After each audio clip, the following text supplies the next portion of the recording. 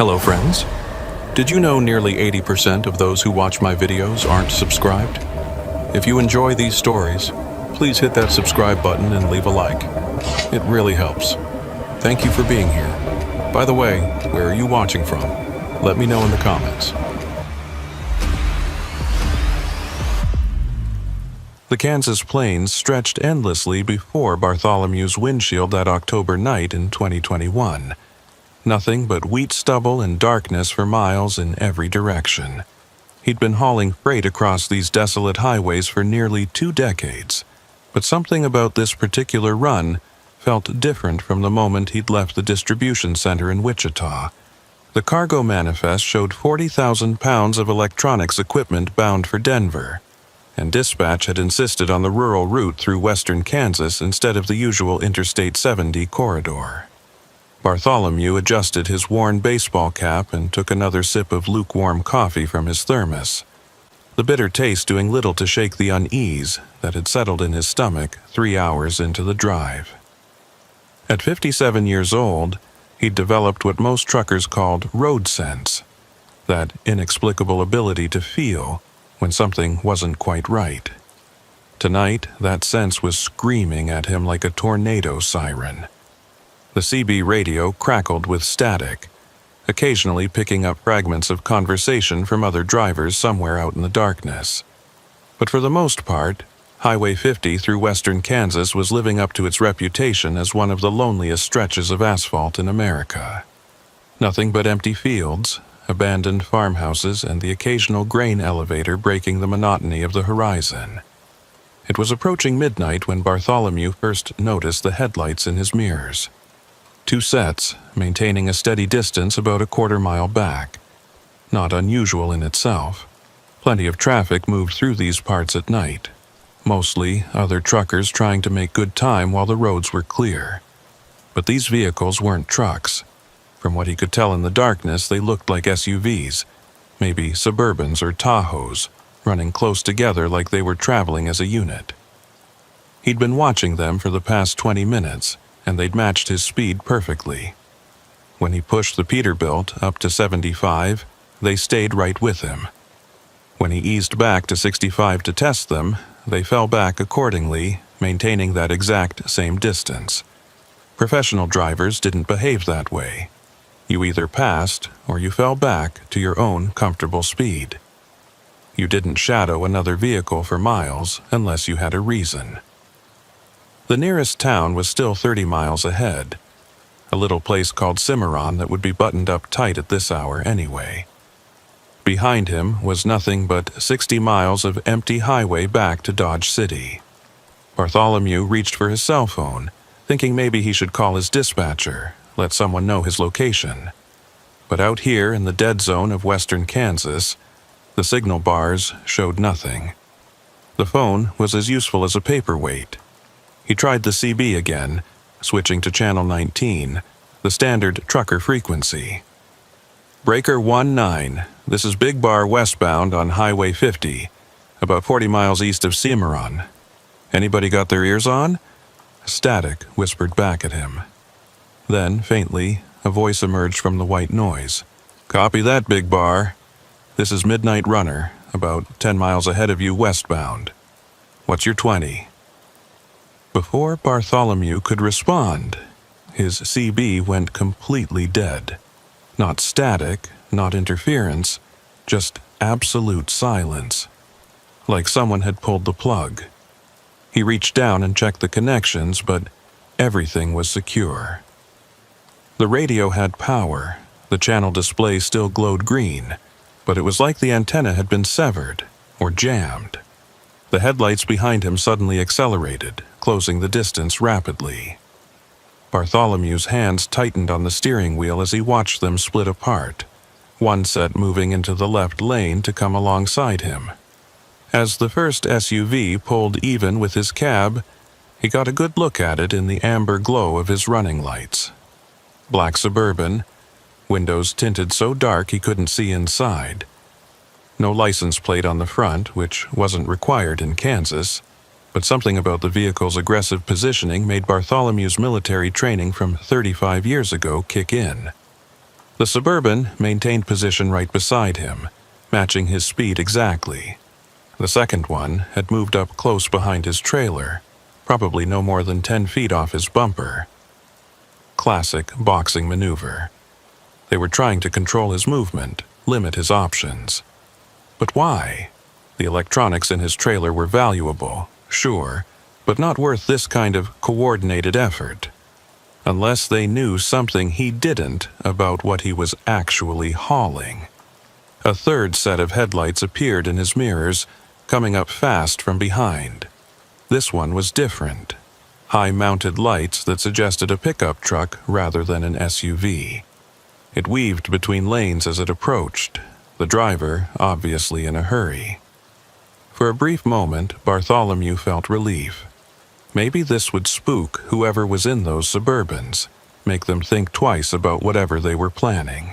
The pickup truck, a heavy-duty Dodge Ram from what Bartholomew could see, suddenly swerved hard into the left lane and accelerated past the trailing Suburban. But instead of continuing past, it pulled directly in front of the SUV that was running alongside Bartholomew's cab. Brake lights flared red in the darkness as the pickup slowed dramatically, forcing the Suburban to hit its brakes hard to avoid a collision. Bartholomew didn't need a better invitation. He pressed the accelerator, and the Peterbilt's engine roared as 18 wheels churned against the asphalt. The big rig surged forward, breaking free from the box formation. In his mirrors, he saw the Suburban that had been tailgating him swerve to avoid the sudden acceleration of his trailer. The pickup truck continued to run interference, weaving between lanes to block the SUVs from regaining their position. Bartholomew could hear his heart pounding over the engine noise as he pushed the truck harder, watching the speedometer climb past 80. The trailer started to sway slightly at that speed, 40,000 pounds of cargo wanting to obey the laws of physics, but he kept his foot down. A muzzle flash lit up the darkness behind him. The sharp crack of gunfire was swallowed by the roar of engines, but Bartholomew saw it clearly in his mirror. Someone in one of the Suburbans had fired at the pickup truck. The Ram swerved violently, and for a terrifying moment, Bartholomew thought it was going to roll. But the driver managed to maintain control, though the truck was now falling back, clearly damaged or the driver reconsidering their involvement. More muzzle flashes. The pickup's rear window exploded, and the truck veered off onto the shoulder, slowing rapidly before disappearing into the darkness behind them. Bartholomew was alone again with the two Suburbans, which were now accelerating hard to catch up with him. His mind raced through options. The truck was governed at 90 miles per hour. He couldn't outrun them even if he wanted to risk jackknifing the trailer at that speed. There were no exits for another 15 miles.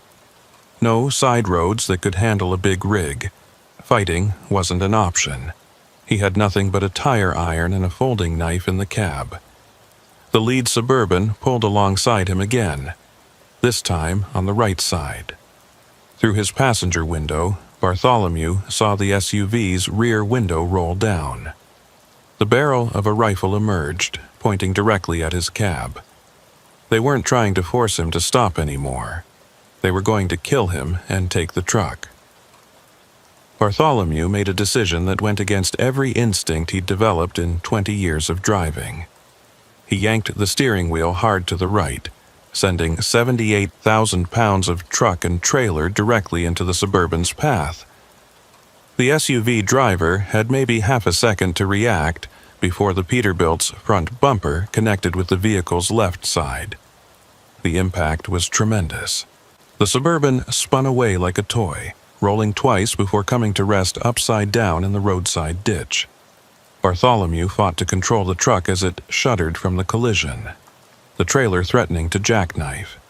He could smell burning rubber as the tires screamed against the asphalt, but years of experience kept him from overcorrecting. The second Suburban was still behind him, and now its occupants were shooting.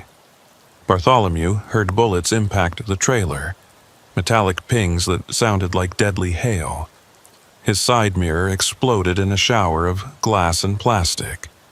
Another round punched through the sleeper compartment behind him. Up ahead, Bartholomew saw salvation, a distant glow of lights that had to be the truck stop at Cimarron. It was still miles away, but it was civilization, witnesses, help. He kept the accelerator pressed to the floor, weaving slightly to make himself a harder target. The Suburban suddenly accelerated, pulling into the left lane to come alongside him. Bartholomew tensed, ready to ram them again if necessary, but instead of attacking, the SUV's driver seemed to be looking ahead at the approaching lights of the truck stop. After a moment that felt like an eternity, the vehicle's brake lights flared, and it fell back rapidly, making a hard U-turn across the median and heading back east into the darkness. Bartholomew didn't slow down until he was pulling into the brightly lit truck stop, his hands shaking so badly he could barely manage the downshift. He parked directly in front of the main building, under the security cameras and floodlights, and sat there for a full minute, trying to process what had just happened. When he finally climbed down from the cab, his legs nearly gave out. The adrenaline was wearing off, leaving him feeling hollow and exhausted. He walked around the truck, surveying the damage. The front bumper was crumpled and smeared with black paint from the Suburban. There were at least a dozen bullet holes in the trailer's side. The passenger mirror was gone, and there was a neat hole in the sleeper compartment that, if he'd been resting back there, would have gone right through his head. Inside the truck stop, Bartholomew found a payphone and called 911. His voice was steady as he reported the attempted hijacking, giving the dispatcher the mile markers and descriptions of the vehicles. Then he called his company's emergency line, knowing this was going to mean hours of questions, paperwork, and probably the end of his employment if they decided he'd acted recklessly. While he waited for the state troopers to arrive, Bartholomew bought a cup of coffee and sat at a booth near the window, watching his damaged truck. A couple of other drivers asked if he was okay, noticing his pale complexion and the way his hands still trembled slightly. He just nodded, not ready to talk about it yet. When the police finally arrived, 2 state troopers in separate cruisers, they took his statement with professional detachment. One of them, a sergeant named Rodriguez, mentioned that there had been 3 similar attempts in the past month, all targeting trucks carrying electronics or pharmaceuticals. The methods were getting more aggressive, more violent. "You're lucky," Rodriguez said, examining the bullet holes in the trailer. The last driver who encountered these guys ended up in intensive care. They ran him completely off the road near the Colorado border. Bartholomew thought about the pickup truck that had intervened, wondering if the driver was okay. He gave Rodriguez the details, and the sergeant promised they'd send units to search for the vehicle. But they both knew that whoever had been driving that Ram was probably either dead or had reasons of their own for not wanting to be found. The investigation took 3 hours. The troopers photographed everything, took samples of paint transfer from the collision, and tried to recover bullet fragments from the trailer. They found the overturned Suburban about 8 miles back, abandoned and stripped of any identifying information. No plates, no registration, no personal items. Professional criminals who knew how to disappear. As dawn broke over the Kansas plains, Bartholomew was finally cleared to continue his delivery. The company had sent another driver to take over, insurance liability and all that, but Bartholomew insisted on riding along. He needed to see this through, needed to prove to himself that he could still do this job.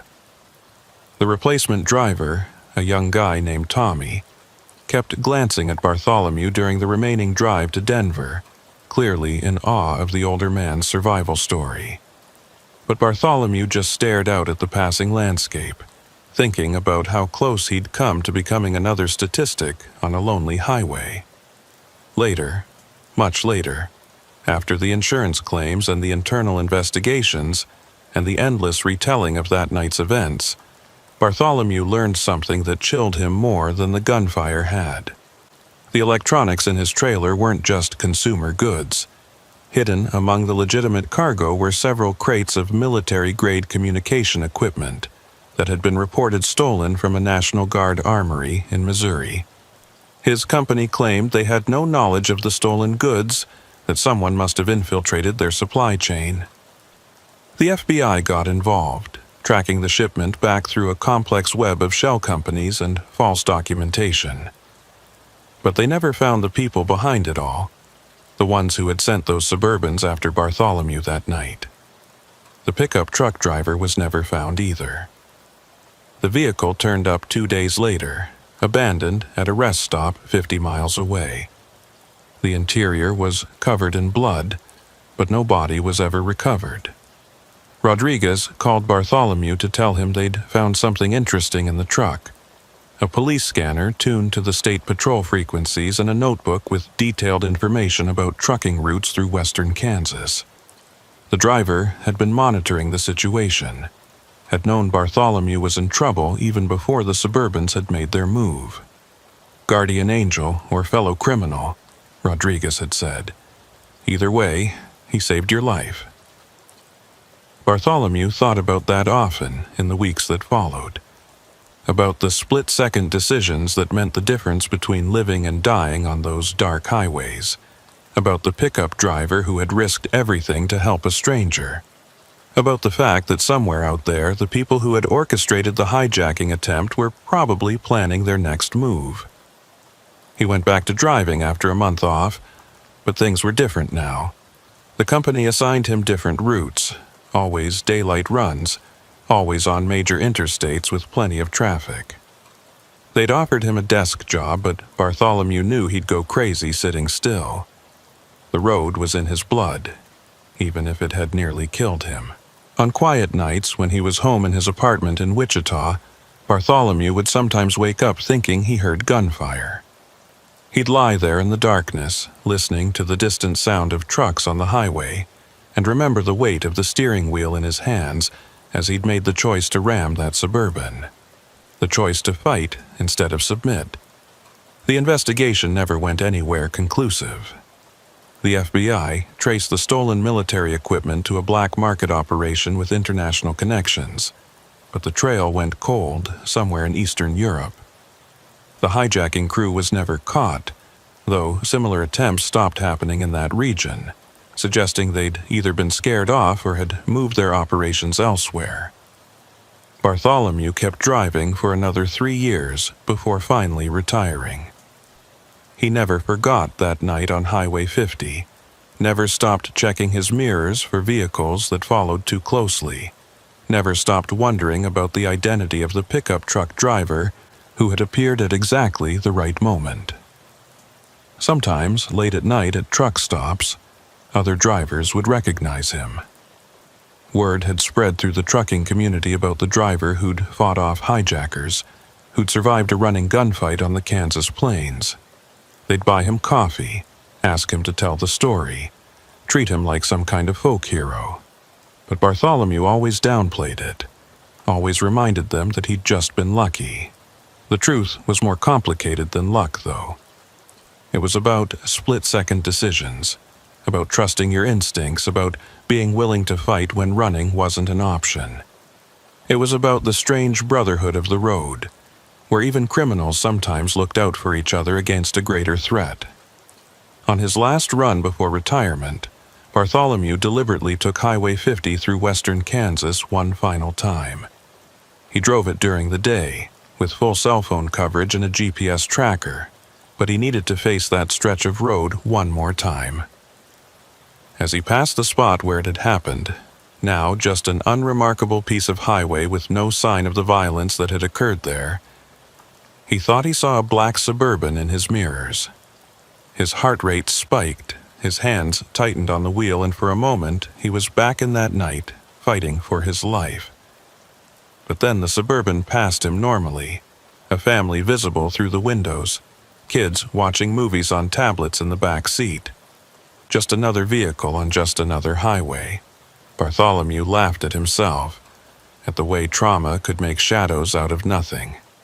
But he also understood that those shadows had kept him alive, had made him cautious in a profession where complacency could be fatal. As he continued west toward the setting sun, he said a silent prayer for the unknown pickup driver who had saved his life, and for all the drivers still out there on the lonely highways, hoping they'd never have to face what he'd faced that October night. The cargo he'd been hauling that night was never fully accounted for. Some of the military equipment was recovered when the FBI raided a warehouse in New Jersey 6 months later, but most of it had vanished into the black market. Bartholomew sometimes wondered what those communication devices were being used for, what operations they were enabling somewhere in the world. But that wasn't his problem anymore.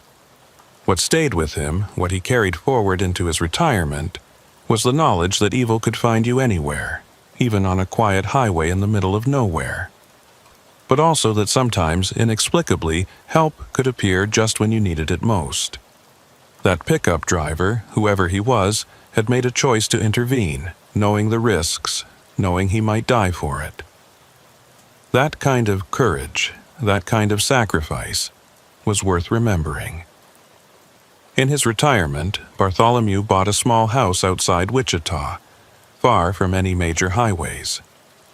He grew tomatoes in the backyard and learned to cook, finding peace in simple routines that didn't involve 18 wheels and endless miles of asphalt.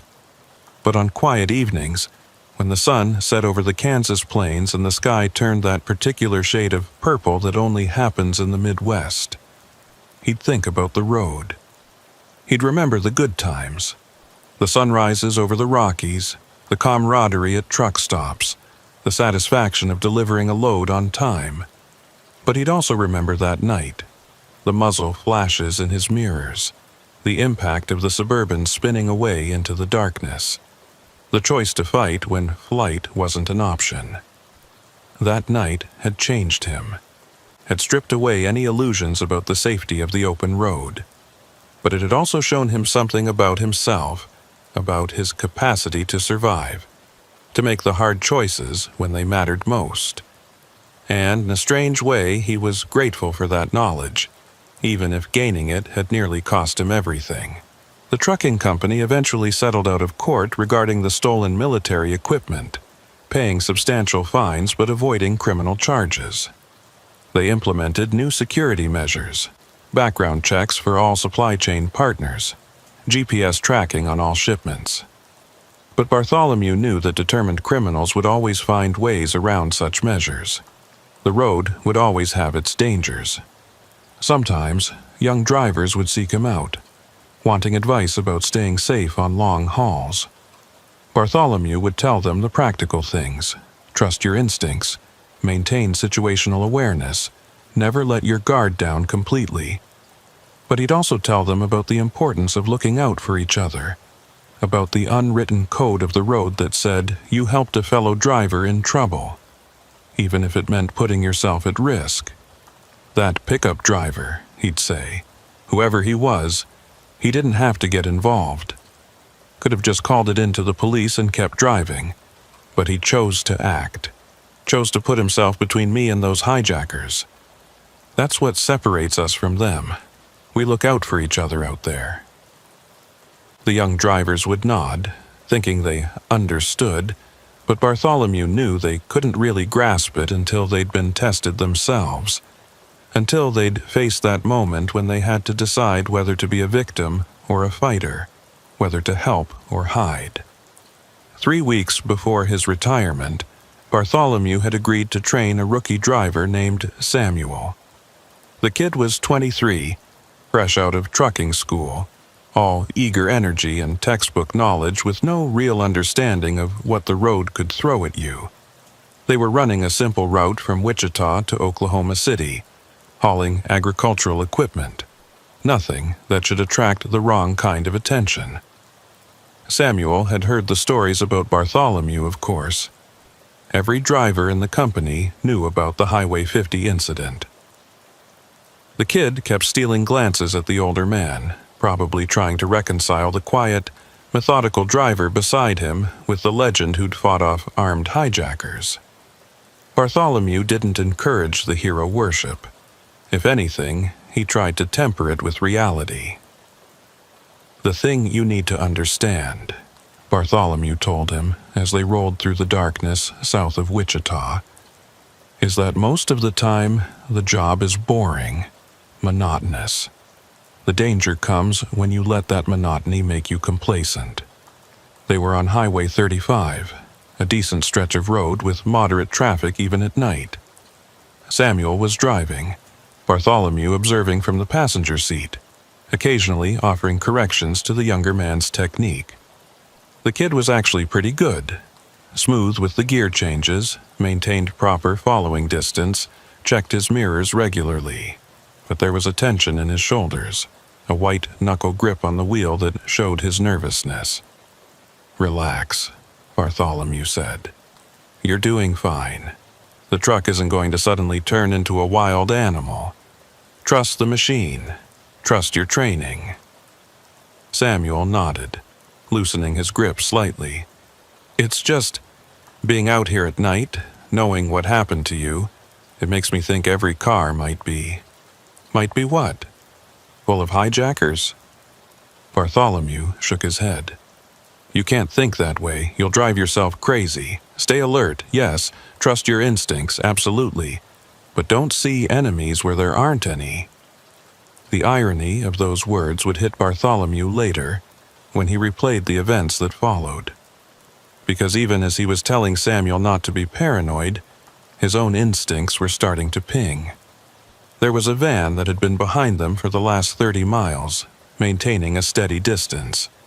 Not suspicious in itself, but something about its position, the way it moved, reminded him uncomfortably of that night 3 years ago.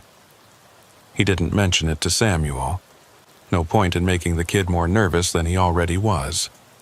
Instead, Bartholomew casually adjusted his mirror to get a better look at the vehicle. A white panel van, the kind contractors or delivery services used. No visible markings, windows too dark to see inside. Could be completely innocent.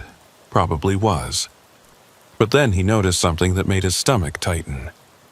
The van's headlights had that same quality he remembered from the Suburbans. High-end, probably aftermarket, giving off a distinctive blue-white light that was almost too bright for legal standards. The kind of modification someone made when they expected to do a lot of nighttime driving. Or nighttime hunting. "Samuel," he said, keeping his voice casual, "take the next exit. I want to show you something about managing fuel consumption." The kid glanced at the fuel gauge, which showed 3/4 full. "But we just filled up an hour ago. Trust me, this is important." Samuel put on his turn signal, and Bartholomew watched the van in his mirror. It continued straight, not following them off the exit. He felt his shoulders relax slightly. Maybe he was being paranoid after all. 3 years of looking over his shoulder had made him see threats everywhere. They pulled into a small truck stop, mostly empty at this hour. A couple of other rigs were parked in the back, drivers probably catching some sleep. Bartholomew had Samuel park near the building, under the lights. "What are we really doing here?" Samuel asked, once they'd stopped. Bartholomew considered lying, maintaining the fuel consumption excuse, but the kid deserved to know what to look for. "There was a van following us. Probably nothing, but I wanted to check. This is part of the job, too, knowing when to trust your gut." Samuel's eyes widened. "Should we call someone? The police? And tell them what? A van was driving on the same highway as us?" Bartholomew shook his head. "No, we wait a few minutes, then get back on the road. If we see it again, then we worry." They sat in the cab for 15 minutes, Bartholomew using the time to quiz Samuel on pre-trip inspection procedures. Normal training stuff, but his eyes kept drifting to the parking lot entrance, watching for that white van. It never appeared. When they got back on the highway, Bartholomew took over driving. He told Samuel it was part of the training, showing him how to handle the rig in different conditions, but really he wanted to be in control if something happened. The kid didn't argue, seeming relieved to be in the passenger seat. For the next hour, everything was normal. Traffic was light, the weather was clear, and there was no sign of the white van. Bartholomew started to relax, thinking maybe he'd overreacted. But then, just as they were passing through a particularly desolate stretch near the Oklahoma border, he saw them again. Not just the van this time. 2 vehicles coming up fast from behind. The van and a dark pickup truck moving in coordination. The same kind of formation he'd seen 3 years ago. "Samuel," he said quietly, "I need you to stay calm. We might have a problem." The kid turned to look back, and Bartholomew saw his face go pale in the dashboard lights. Is this? Maybe, maybe not. But I need you to do exactly what I tell you." Bartholomew reached for the CB radio, switching to channel 19. "Breaker 19, this is Big Bar southbound on 35, mile marker 78. Looking for a radio check, come back." A voice crackled back immediately. "Hey there, Big Bar. This is Temperance, running about 5 miles behind you. Everything okay up there?" Bartholomew frowned. The voice was female, which wasn't unusual. Plenty of women drove trucks. But something about the timing, the fact that someone was exactly where they'd need to be to help, felt off. Still, he couldn't afford to be choosy about potential allies. "Temperance. I've got 2 vehicles running up on me fast, looking like they might be planning something unfriendly. White panel van and a dark pickup. You might want to hang back." "Negative, Big Bar. I'm heading your way. Nobody messes with fellow drivers on my watch. Give me 3 minutes." The van and pickup were closing fast now, maybe 100 yards back. Bartholomew could see them clearly in his mirrors, running without any attempt at subtlety. The pickup moved into the left lane, accelerating to come alongside. "Samuel, there's a pistol in the glove box," Bartholomew said. "It's loaded. Safety's on. I want you to have it ready, but don't show it unless I tell you to." The kid's hands shook as he retrieved the weapon, a Glock 19 that Bartholomew had started carrying after the first incident. Having it in the cab was technically legal with his concealed carry permit, but company policy forbade it.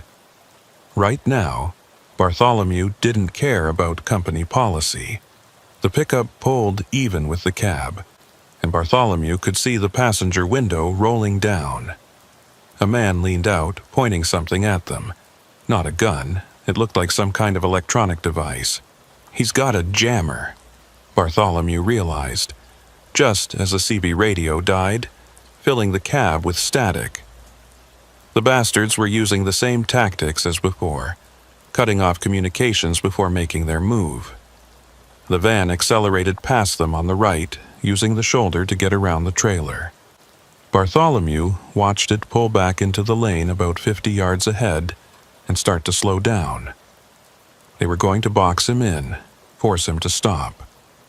But this time, Bartholomew was ready for it. "Hold on," he told Samuel, then reached for the engine brake. The Jake brake engaged with its characteristic rattling roar, and the big rig immediately started slowing.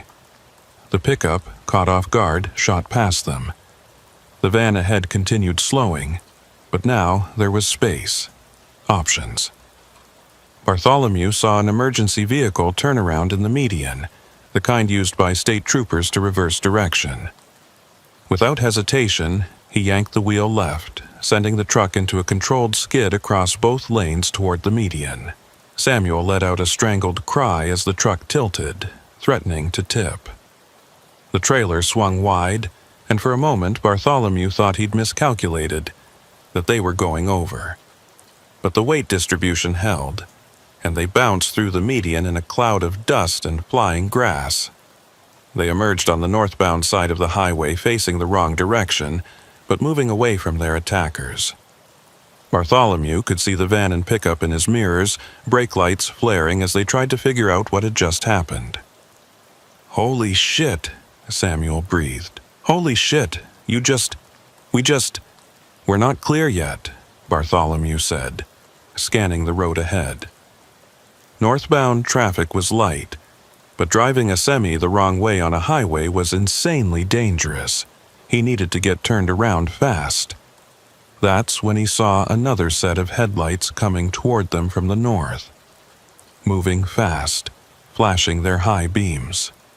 For a moment, Bartholomew thought it was just a car warning them about driving the wrong way. Then he realized the lights were too high, too wide apart. It was another truck, a Kenworth from the look of it, and it was slowing down, pulling to the shoulder to give them room to pass. As they drew closer, Bartholomew could see the driver, a woman with short-cropped gray hair, probably in her 50s. She had her window down, and as they passed she gave them a thumbs up. The name on the truck's door was Temperance Trucking LLC. "That's her," Samuel said. "The one from the radio." Bartholomew watched in his mirrors as Temperance's truck pulled back onto the highway, positioning itself between them and the pursuing vehicles. The van and pickup had made it through the median and were coming north, but now they had 40 tons of Kenworth in their way. There was another emergency turnaround about a mile ahead. Bartholomew took it, getting them back on the southbound side, now heading in the right direction again. Behind them, he could see Temperance's truck weaving across both lanes, blocking any attempt by the van and pickup to pass. The CB radio suddenly crackled back to life. "Big Bar, this is Temperance. These boys just gave up and took an exit. You're clear. Want to tell me what that was all about?" Bartholomew grabbed the mic, relief flooding through him. "Temperance, I owe you a drink and a steak dinner. Where did you come from?" "Been tracking these assholes for 2 weeks," she replied. "They've been hitting trucks all along this corridor. I had a feeling they'd go after you. Heard through the grapevine that you were running this route with a trainee. Figured that made you a target. How did you know about the trainee?" There was a pause. "Let's just say I keep my ears open. Pull off at exit 15. There's a Flying J there. State police are already on their way." Bartholomew glanced at Samuel, who was still clutching the pistol with white knuckles. "Put that away," he said gently. "We're okay now." The kid fumbled the gun back into the glove box, then suddenly turned and vomited into a plastic bag he grabbed from the floor, the adrenaline crash hitting him hard. Bartholomew remembered that feeling from his first incident, the way your body rebels once the danger passes. They made it to the Flying J without further incident. 3 state trooper vehicles were already there, lights flashing. Temperance's Kenworth pulled in right behind them. When she climbed down from her cab, Bartholomew got his first good look at the woman who'd saved them. She was weathered in the way longtime truckers got, with deep lines around her eyes from squinting into the sun. But there was something else there, too, a hardness that suggested she'd seen more than just highways in her life. Maybe military, maybe law enforcement, maybe something else entirely. "Bartholomew," she said, extending a hand. "Heard a lot about you." "Temperance, I'd say the same, but I've never heard of you before tonight." She smiled, but it didn't reach her eyes. "That's kind of the point. I run solo, stay off the radar, but when I heard those bastards were targeting drivers again, and that you were going to be on the road, well, couldn't let history repeat itself. Again. You mean this is the same crew from 3 years ago? Not the same people, but the same operation. They got smart after you fought them off. Started using different vehicles, different tactics. But the pattern's the same. Target trucks carrying specific cargo, use teams to box them in, jam communications." She paused. "Your trainee okay?" Bartholomew glanced back at the truck where Samuel was sitting on the running board, head in his hands. "He will be. Hell of a first week on the job, though." The state troopers took their statements, but Bartholomew could tell they weren't optimistic about catching the perpetrators. The vehicles were probably already dumped, the crew scattered. Without license plates or clear descriptions of the individuals, there wasn't much to go on. "This is bigger than just highway robbery," Temperance said quietly while the troopers were interviewing Samuel. "These people know exactly which trucks to target, what they're carrying. They have inside information." "From where?" "Shipping companies, distribution centers, maybe even the trucking companies themselves.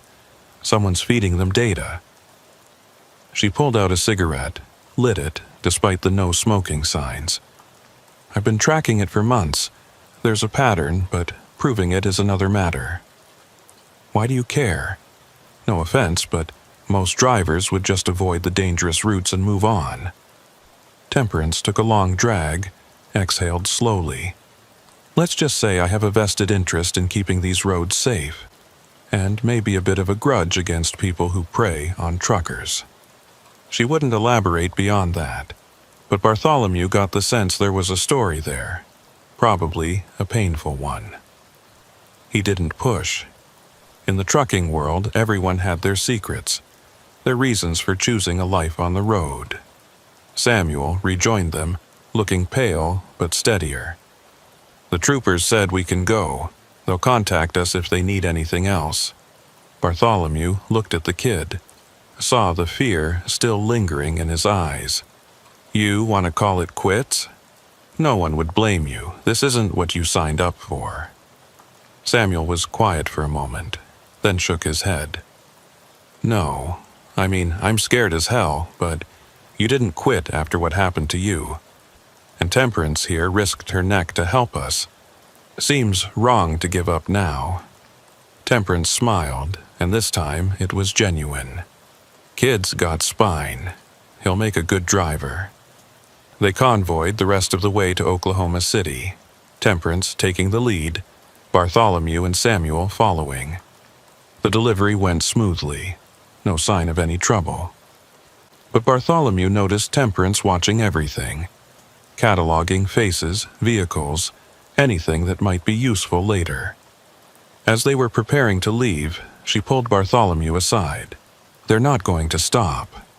These people, whoever's running this operation, they've got too much invested to give up because of a couple of failed attempts. You need to be careful. What about you? I'll keep doing what I do, watching, tracking, occasionally intervening when necessary." She handed him a business card with just a phone number, no name, no company. "If you ever see something, or if you need backup, call this number, day or night." Bartholomew pocketed the card. "Who are you really, Temperance?" She climbed back into her truck, started the engine. "Just a driver who got tired of seeing good people get hurt. Take care of yourself, Bartholomew, and keep that kid safe. The road needs more drivers like him, ones who don't give up when things get scary." She pulled out, leaving Bartholomew and Samuel standing in the lot. The kid looked at the older man, questions clear in his eyes. "Don't ask," Bartholomew said. "Sometimes on the road, you meet angels. Sometimes you meet devils. And sometimes you meet people who are a little of both. The trick is knowing which one's there to help you."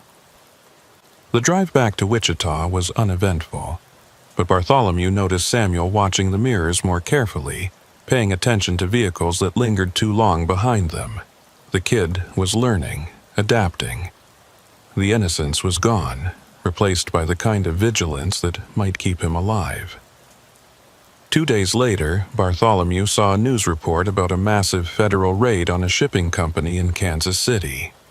23 arrests, charges ranging from interstate commerce fraud to conspiracy to commit armed robbery. The investigation had apparently been ongoing for years, but someone had provided crucial intelligence that broke the case open. The report didn't mention Temperance, but Bartholomew knew. Somehow, she'd been involved. The timing was too convenient, the target too specific. She'd said she had a vested interest in keeping the roads safe. Now he wondered if she was some kind of undercover agent, or maybe just a vigilante trucker with her own agenda. He never saw her again after that night. The phone number she'd given him went to voicemail whenever he tried it. Just a generic message with no name. But sometimes, late at night on empty highways, he'd hear her voice on the CB radio. Just a quick check-in, making sure drivers were safe, warning about speed traps or weather conditions. Samuel finished his training and went on to become a solid driver. He never forgot that night, the terror of being hunted, but also the relief of having backup arrive just when needed. He carried forward the lesson Bartholomew had taught him, that the trucking community looked out for its own, even if sometimes that help came from unexpected sources. The hijacking attempts along that corridor stopped after the federal raid. The masterminds behind the operation were prosecuted, though the full extent of the conspiracy never became public. Bartholomew suspected there were connections that went higher up, people who couldn't be touched, but at least the immediate threat was neutralized. In his final weeks before retirement, Bartholomew thought often about both incidents, the violent encounter 3 years prior and this second, stranger event. The first had taught him that the road could be dangerous, that predators lurked in the darkness between cities. The second had shown him that there were also protectors out there, guardian angels in 18-wheelers who emerged when needed most. The call came at 3 a.m, 2 weeks before Bartholomew's official retirement date. His phone buzzing on the nightstand. The number unfamiliar, but somehow he knew who it would be before he answered. Bartholomew. Temperance's voice was strained, urgent. I need you to listen carefully. They know who you are, Zebulon's people. They're coming. He sat up in bed, instantly alert. Zebulon? Who the hell is Zebulon? The man who's been running these hijacking operations. The raids only got his street-level people. He's still out there, and he blames you for his losses. There was a pause, sounds of movement on her end. You testified in the federal case. Your name is in the court documents. He found your address. Bartholomew was already out of bed, pulling on jeans and a shirt. How do you know this? No time to explain. You need to leave. Now. Don't take your car. They know it. There's a truck stop on Highway 54 about 2 miles from your house. Pete's Fuel and Food. Get there on foot if you can. I'll have someone pick you up. Temperance, what's really going on? Who are you? Someone who made a promise to keep you safe. Move, Bartholomew. You've got maybe 10 minutes. The line went dead. Bartholomew stood in his bedroom for exactly 3 seconds, weighing his options. He could dismiss this as paranoia, go back to bed, trust in the normalcy of his suburban life. Or he could trust the woman who'd already saved his life once. He grabbed his concealed carry pistol, his wallet, phone, and a jacket. Nothing else. If Temperance was wrong, he'd feel foolish but be safe. If she was right, anything else would slow him down. He went out the back door, through his yard into the alley behind his house. The neighborhood was silent, streetlights casting long shadows. He moved quickly but carefully, avoiding the main roads, cutting through yards and side streets he'd memorized from years of evening walks. He was 3 blocks from his house when he saw the vehicles. 2 black SUVs rolling slowly down his street, lights off, predatory in their silence. They stopped in front of his house, and he watched 4 men exit, moving with military precision toward his front door.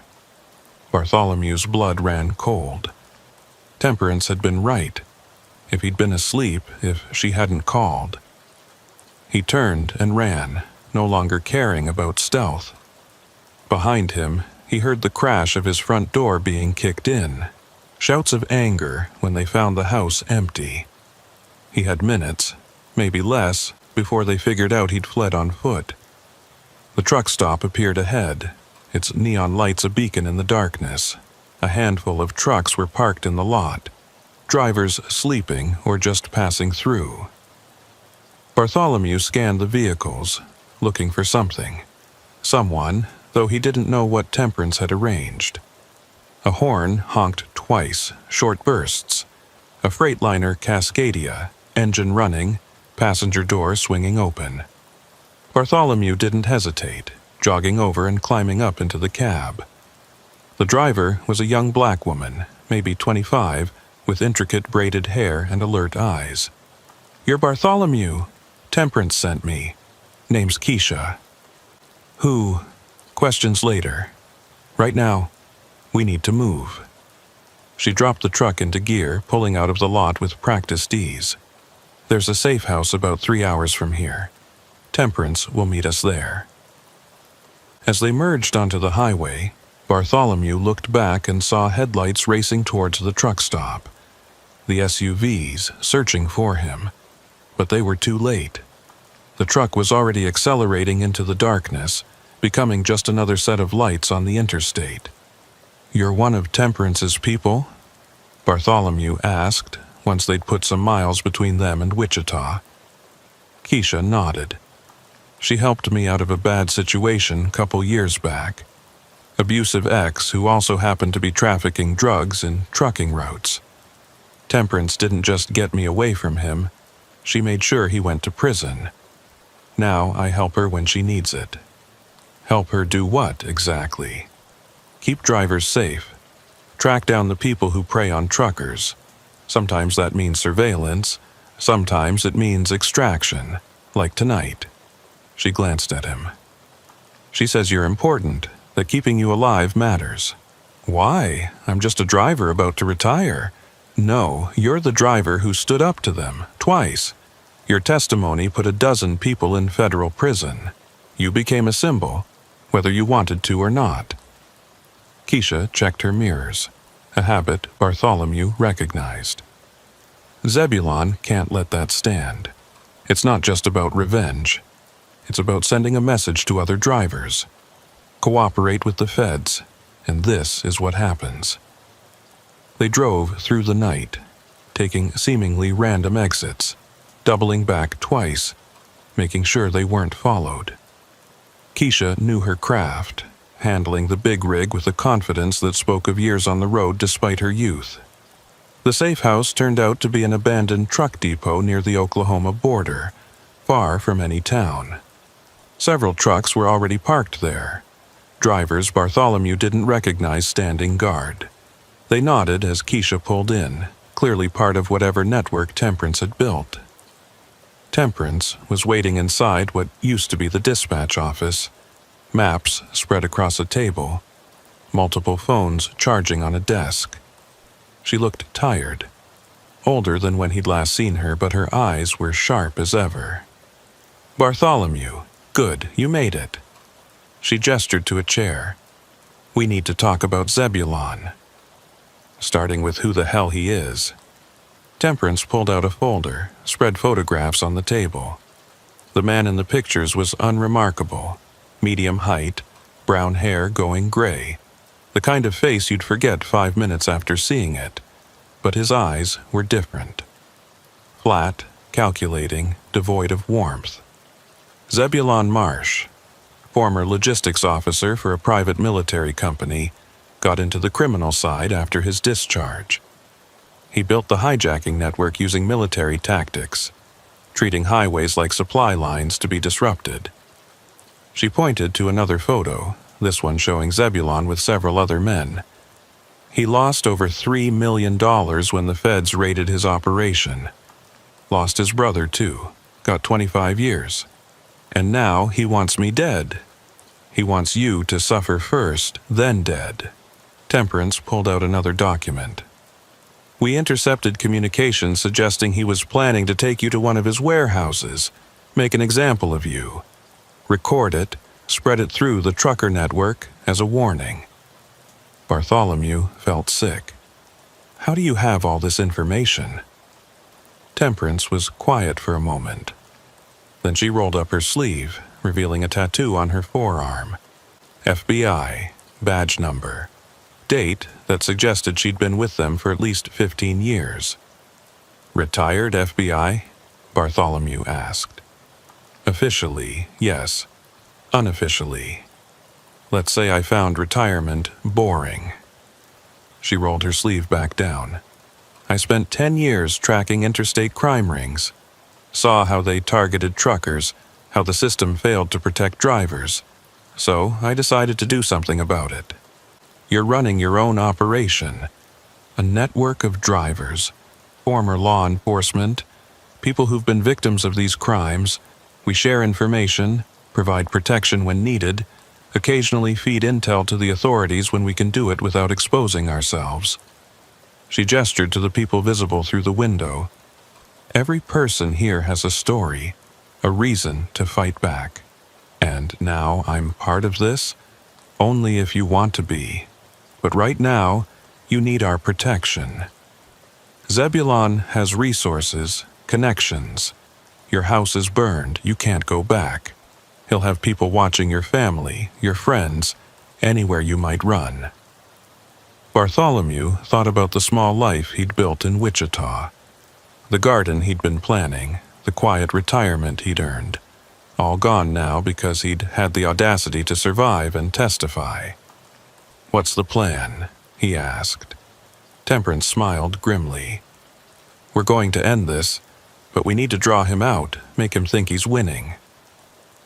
Over the next 2 hours, she laid out the strategy.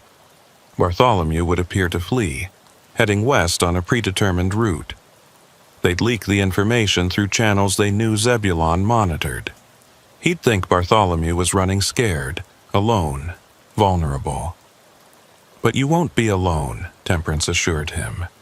"We'll have trucks shadowing you the whole way, ready to intervene. When Zebulon makes his move, we'll be ready. Using me as bait. Using you as bait to catch a predator who won't stop until he's put down." Temperance's expression softened slightly. "I won't lie to you, Bartholomew. It's dangerous. But doing nothing, trying to hide, that's just delaying the inevitable. This way, we control the when and where." Bartholomew looked around the room at the assembled drivers. Men and women who'd chosen to fight back rather than live in fear. He thought about Samuel, about all the young drivers just starting out who deserved to work without looking over their shoulders. "When do we start?" The plan went into motion the next morning. Bartholomew took possession of a truck registered under a fake name, loaded with empty boxes that looked like valuable cargo. He started driving west on Highway 50, the same route where everything had started 3 years ago. The first day was uneventful. He stopped at predetermined locations, made himself visible, played the part of a scared man trying to disappear. Temperance's people checked in regularly via burner phones, confirming they were in position. On the second day, he saw them. 3 vehicles maintaining careful distance, rotating positions to avoid detection. But Bartholomew knew the signs now, recognized the patterns. Zebulon had taken the bait. He continued driving, fighting every instinct that told him to run, to deviate from the plan. As the sun set over the Kansas plains, painting the sky blood red, he approached the designated spot, a way station that had been closed for repairs, isolated but with good sightlines. That's when they made their move. The vehicles accelerated simultaneously, no longer hiding their intent. 2 SUVs and a pickup truck, windows down, weapons visible. They came at him from 3 sides, a perfect assault formation that would have trapped any normal driver. But Bartholomew wasn't alone, and this wasn't a normal situation. 3 18-wheelers suddenly emerged from where they'd been hidden behind the way station buildings. They moved with coordinated precision, slamming into the attacking vehicles with calculated force. The pickup truck went airborne, rolling twice before landing upside down. 1 SUV was crushed between 2 trucks, metal screaming and glass exploding. The 3rd SUV, the one Bartholomew could see Zebulon in, tried to flee. But Temperance's Kenworth came roaring out of nowhere, T-boning it at full speed. The impact was catastrophic. sending the SUV spinning into the drainage ditch. In seconds, it was over. Bartholomew sat in his cab, hands shaking, watching as Temperance's people secured the scene. Some were zip-tying survivors, others were already on phones calling it in to law enforcement contacts.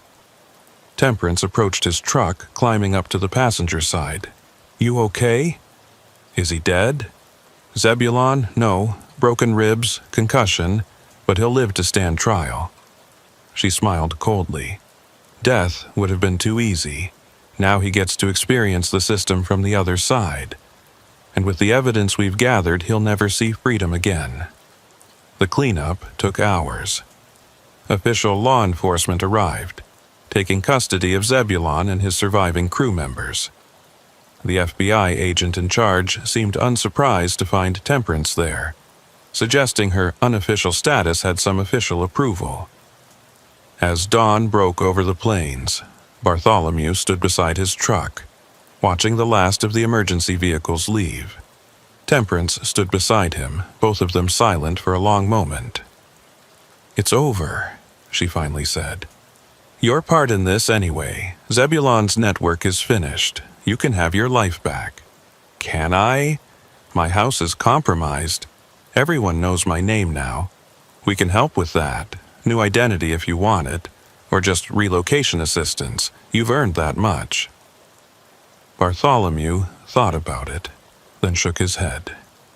"No, I'm done running, done hiding. If other drivers know my name, know what happened, maybe that's not a bad thing." "What are you thinking?" "You've got this network. Drivers helping drivers, fighting back against the predators. Maybe you could use someone with experience, someone who's been through it and survived." Temperance raised an eyebrow. "You want to join us? I thought you were retiring. From driving, maybe. But this is different.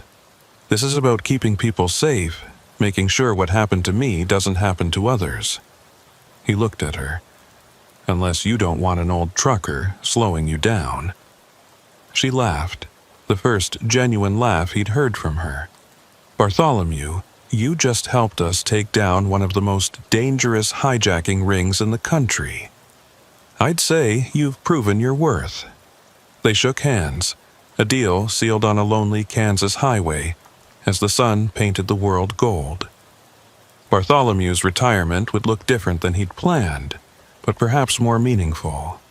Instead of tending a garden, he'd be helping tend to the safety of the roads he'd traveled for so long. Over the following weeks, he was integrated into Temperance's network. He learned the communication protocols, the emergency procedures, the ways they tracked potential threats. He met other members, all with their own stories of survival or loss that had brought them to this work. Samuel called him a month later, having heard through the trucker grapevine about what had happened. The kid was doing well, running his own routes now, confident but careful. "I heard you're some kind of guardian angel now," Samuel said, watching over other drivers. "Something like that," Bartholomew replied. "Just trying to pay forward the help I received." "Well, if you ever need anything, you call me. I owe you that much." After the call, Bartholomew sat in the small apartment Temperance's network had arranged for him, looking at the map on his wall. Red pins marked recent suspicious incidents, potential threats to investigate. Blue pins showed where network members were positioned, ready to respond. His phone buzzed with a text from Temperance. "Got a report of suspicious activity on I-70 near Salina. 3 trucks have reported being followed by the same vehicles. You want to take lead on this?" Bartholomew typed back, "On my way." He grabbed his keys, not to a truck this time, but to an unmarked car equipped with surveillance equipment. His role had evolved from driver to protector, from victim to guardian. As he drove toward Salina, Bartholomew thought about the strange path that had brought him here. 3 years ago, he'd just been trying to deliver a load of stolen military equipment he didn't even know was stolen. Now he was part of something larger, something necessary. The highway stretched ahead, familiar yet different now that he saw it from this new perspective.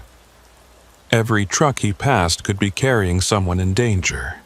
Every rest stop could be a hunting ground. But also, every driver could be part of the network, watching, ready to help.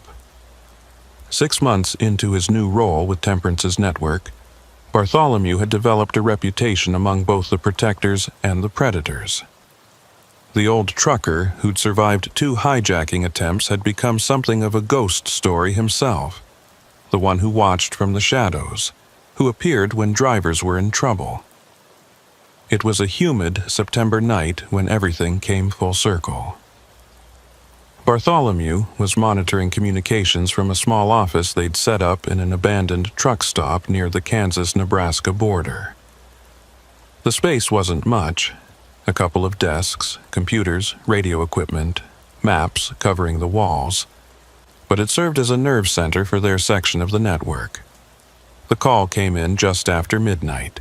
A young driver couldn't have been on the road more than a year, voice tight with fear. "This is Kentucky Rose, eastbound on 50 near Kinsley. I've got 2 vehicles following me, matching my speed changes. Been with me for the last 30 miles. Something doesn't feel right." Bartholomew grabbed the radio mic. "Kentucky Rose, this is Guardian Base. Can you describe the vehicles?" "2 pickups, both dark-colored. Can't make out much more in the dark.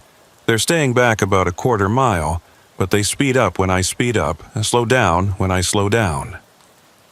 The pattern was familiar. Too familiar.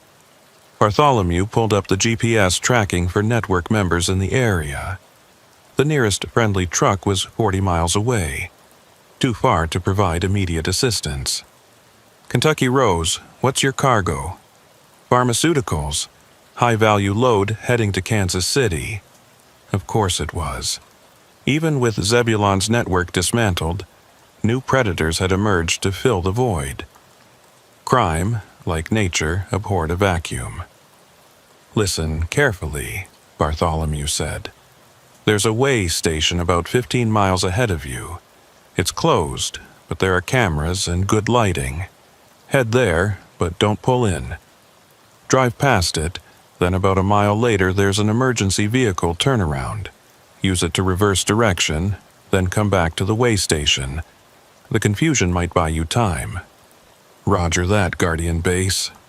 Bartholomew was already moving, grabbing keys to one of their response vehicles, a modified pickup with reinforced bumpers and an engine that could outrun most anything on the road. He called Temperance as he ran to the vehicle. "We've got an active situation on Highway 50. Young driver being stalked. Pharmaceuticals load." "How far out are you?" 20 minutes if I push it." "That might be too long. I'll redirect Keisha, but she's 30 minutes minimum." Bartholomew started the engine, tires squealing as he pulled out. "Tell Kentucky Rose to keep talking to me. The sound of another voice might help keep them calm." The 20-minute drive felt like hours. Bartholomew pushed the pickup to its limits, engine screaming as he flew down the dark highway. He kept talking to Kentucky Rose. Real name turned out to be Marcus, kid from Louisville trying to make enough money to pay for college. "I did the turnaround like you said," Marcus reported, his voice shaking. "But they followed me through it. They're still there." "How close?" "Closer than before. Maybe 50 yards." They were escalating, getting ready to make their move. Bartholomew pressed harder on the accelerator, watching the speedometer climb past 90. "Marcus, I need you to stay calm. Help is coming. When you get to the way station, pull in but keep your engine running. Park under the brightest lights you can find. What if they follow me in? Then you be ready to move. Your truck loaded heavy?" "Yeah, about 70,000 pounds. "Good, that's your weapon if you need it. Anybody tries to approach your cab, you put it in gear and you move. Don't worry about property damage." Through the radio, Bartholomew heard Marcus's breathing quicken. "They're moving up. Oh God, they're coming alongside me." "Which side?" "Both sides. They're boxing me in." Bartholomew was still 10 miles out. Too far. Marcus, listen to me. You're going to have to do something that goes against every instinct. When I tell you, I want you to hit your brakes hard. Not enough to jackknife, but hard enough to surprise them. I don't know if I can. You can. Trust me. On 3, 1, 2, 3. The sound of squealing brakes filled the radio, followed by Marcus's panicked breathing. It worked. They shot past me, but they're turning around. Good. Now floor it. Get to that way station. Bartholomew crested a hill and finally saw lights ahead. The way station and the distinctive running lights of a semi pulling into it. But he also saw other lights, 2 sets, converging on the location. He grabbed his phone, dialing 911 while driving. This is Bartholomew with the Highway Protection Network. We have an attempted hijacking in progress at the way station on Highway 50, mile marker 163. Armed suspects, driver in danger. The dispatcher started asking questions, but Bartholomew dropped the phone, focusing on driving. He was 5 miles out when he saw Marcus's truck in the way station, the 2 pickups circling it like wolves. Marcus, I'm 3 minutes out. Whatever happens, don't leave your cab. One of the pickups suddenly rammed Marcus's trailer, trying to disable it or force him to stop. The kid did exactly what Bartholomew had taught him. He put the truck in gear and started moving, using the massive vehicle as both shield and weapon. Bartholomew came into the way station at 70 miles per hour, laying on the horn. The 2 pickups scattered, not expecting intervention. He sideswiped one, sending it spinning into the scale house. The other tried to flee, but Marcus, finding his courage, swung his trailer wide, clipping the pickup's rear end and sending it into the ditch. Both vehicles were disabled, their occupants stumbling out, disoriented. Bartholomew positioned his pickup between them and Marcus's truck, standing on the running board with his concealed carry weapon visible but not raised. On the ground, now! Maybe it was his tone, or maybe they realized their plan had failed catastrophically, but all 4 men, 2 from each pickup, complied. They lay face down on the cracked asphalt as sirens became audible in the distance. When the state troopers arrived, they found Bartholomew and Marcus standing guard over the would-be hijackers.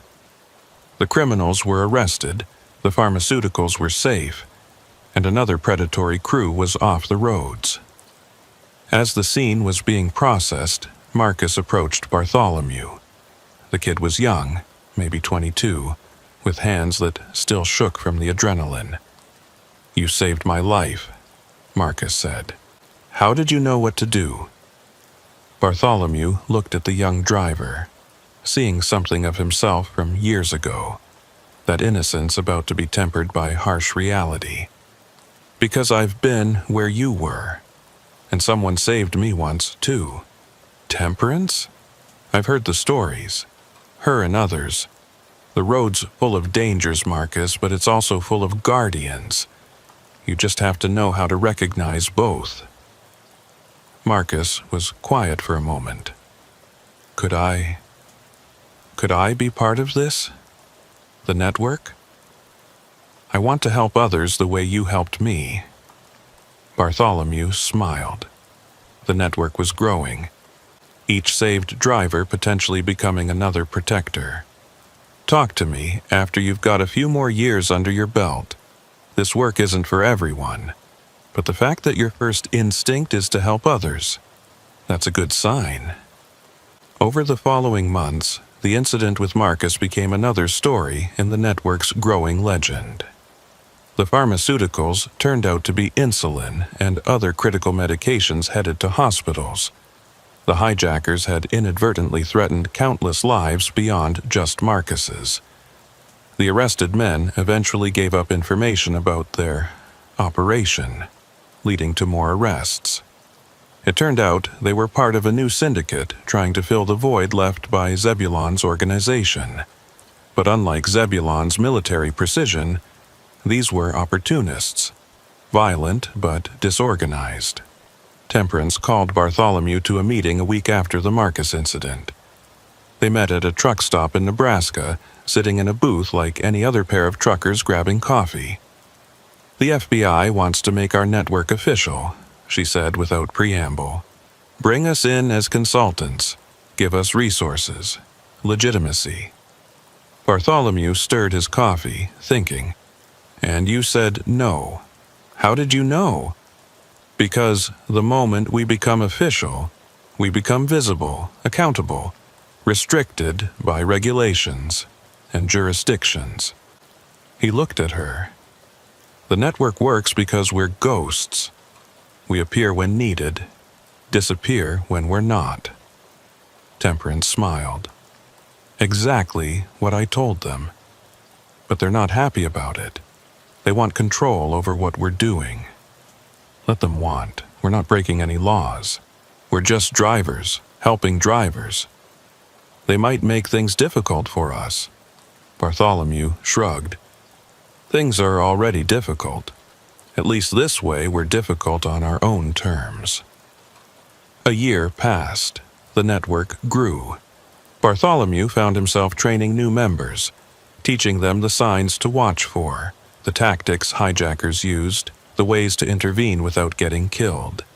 He developed protocols, response strategies, communication codes. Some of the truckers called them the Ghost Riders, protectors who appeared out of nowhere when danger struck. Others called them guardian angels. Bartholomew didn't care about the names. He cared about the results. They didn't save everyone. Sometimes they were too far away, or the intelligence came too late. Bartholomew attended 3 funerals that year, drivers who'd been killed by hijackers before help could arrive. Each death was a failure, a reminder that the network, for all its growth, couldn't be everywhere. But for every failure, there were a dozen successes. Drivers saved, hijackers arrested, cargo delivered safely. The word spread through truck stops and CB radios.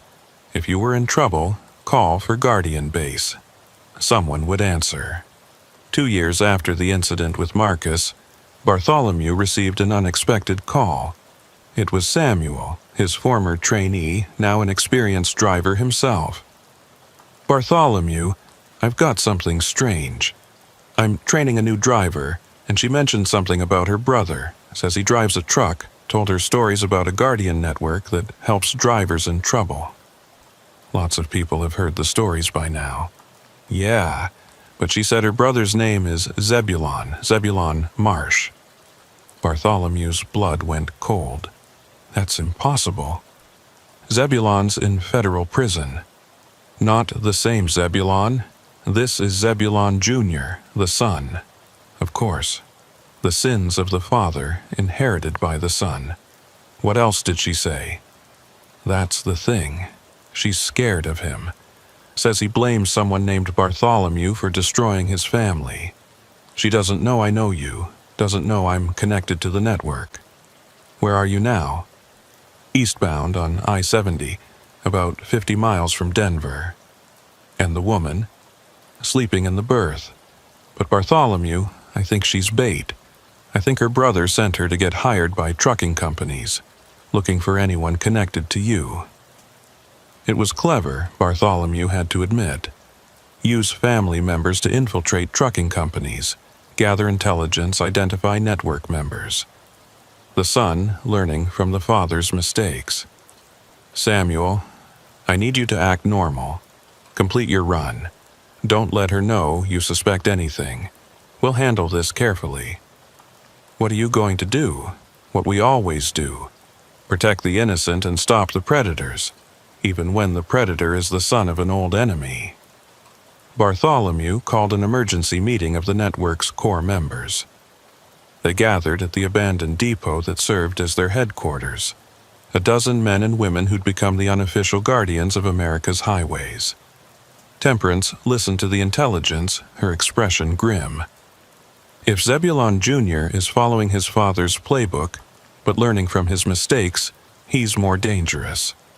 He knows about us now, knows we exist. "He's hunting us while we're hunting him," Keisha added, using his sister as an unwitting spy. "Or maybe she's not unwitting," another member suggested. "Maybe she's fully complicit." Bartholomew shook his head. "Samuel says she seemed genuinely scared. We can't assume guilt, but we can't ignore the threat either." They developed a plan. They would feed false information through Samuel, let the sister report back to her brother, make him think he was learning their weaknesses when really they were setting a trap. It took 3 weeks of careful manipulation. The sister, whose name was Rebecca, gradually revealed more about her brother's operation. He had a crew of young men, all with family members who'd been arrested in the federal raids. They wanted revenge, but more than that, they wanted to rebuild the empire. The final confrontation came on a cold October night, 3 years almost to the day since Bartholomew's first encounter with hijackers. Zebulon Jr. thought he was ambushing a network meeting at a truck stop in western Kansas. Instead, he drove into a carefully orchestrated trap. FBI agents, alerted by Temperance through back channels, were waiting. The arrest was clean. No violence, no dramatic chase. Just handcuffs clicking shut and rights being read while Bartholomew watched from the shadows.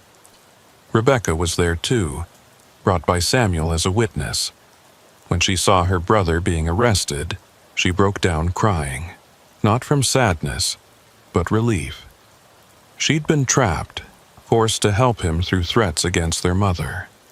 With him in custody, she was finally free. As the federal agents drove away with Zebulon Jr. and his crew, Temperance stood beside Bartholomew in the parking lot. "Think that's the end of it?" she asked. "No, there'll always be another threat. Another predator. The roads are too long, too lonely, too full of vulnerable targets." He watched a truck pull out of the lot, heading into the night. "But we'll be here too, watching, protecting. For how long? You could have had a peaceful retirement." Bartholomew thought about his small apartment, his abandoned garden plans, the quiet life he'd once wanted. Then he thought about Marcus, about Samuel, about Rebecca, and all the drivers who just wanted to do their jobs and go home safe. "For as long as it takes," he said. "The road gave me my life. Now I give my life to protecting it." 5 years later, Bartholomew finally stepped back from active operations. His knees couldn't handle the long hours anymore, and his reflexes had slowed. But he didn't leave the network. Instead, he became its historian and trainer, documenting procedures, teaching new members, maintaining the communication systems. The network had grown beyond anything he'd imagined. Hundreds of drivers, former law enforcement and civilian volunteers spread across the country. They had safe houses at major truck stops, emergency response vehicles stationed along dangerous corridors, and a communication system that rivaled official law enforcement. Marcus, the young driver he'd saved years ago, had become one of the network's most effective operators. Samuel ran training programs for new truckers, incorporating safety and awareness training that had probably saved dozens of lives. Even Rebecca had joined, using her inadvertent inside knowledge to help identify potential threats. Bartholomew's last active operation was escorting a high-risk pharmaceutical shipment through Colorado. Nothing happened. The mere presence of network vehicles was enough to deter any potential hijackers. It was almost anticlimactic, but Bartholomew realized that was the point. The network's greatest success wasn't in the dramatic rescues, but in the crimes that never happened because predators knew the Guardians were watching. On his official last day, Temperance organized a gathering at a truck stop in Kansas. Dozens of drivers showed up, people whose lives had been touched by Bartholomew's courage and dedication. They didn't make speeches or hand out awards. They just shared coffee and stories, trucker to trucker, guardian to guardian. As the sun set over the plains, painting the sky in shades of orange and red, Bartholomew stood outside watching trucks roll by on the highway. Each one represented a life, a family, depending on that driver making it home safe. Temperance joined him, both of them silent for a moment. "Any regrets?" she finally asked. "No," Bartholomew said without hesitation. "That night on Highway 50, when those Suburbans came for me, I could have died. Everything since then has been extra time, and I've used it to make a difference. You've saved dozens of lives, directly and indirectly. We all have. That's what the network is. Not heroes, just people looking out for each other." A truck horn sounded in the distance, that lonely sound that had defined so much of Bartholomew's life. But now it didn't sound lonely to him. It sounded like a voice in a conversation, truckers signaling to each other across the darkness that they weren't alone. Bartholomew would continue to work with the network from home, monitoring communications, coordinating responses, training new members via video calls. His body might have retired from the road, but his spirit remained out there on the highways, watching over the drivers who kept America moving. The hijacking attempts continued, would always continue as long as there was valuable cargo to steal, but now the predators knew they weren't hunting helpless prey. Now they knew about the guardians in the shadows, the network of protectors who could appear at any moment. And somewhere out on Highway 50, where it all began, a memorial stood at the site of that first attack. Not an official monument, just a simple marker placed by grateful truckers. It read, "For those who watch over us on the long roads, for those who answer when we call, for the guardian angels of the highway." Bartholomew never visited the memorial. He didn't need to. His memorial was in every truck that made it safely home, every driver who lived to see another sunrise, every predator who thought twice because they knew the guardians were out there. The road had tried to kill him once. Instead, it had given him a purpose that transformed his final years from a quiet retirement into something legendary. He'd become exactly what that unknown pickup driver had been for him all those years ago, a guardian angel appearing in the darkness when all seemed lost. And as he sat in his small apartment, listening to the scanner, ready to coordinate another rescue if needed, Bartholomew knew that his story would continue through others.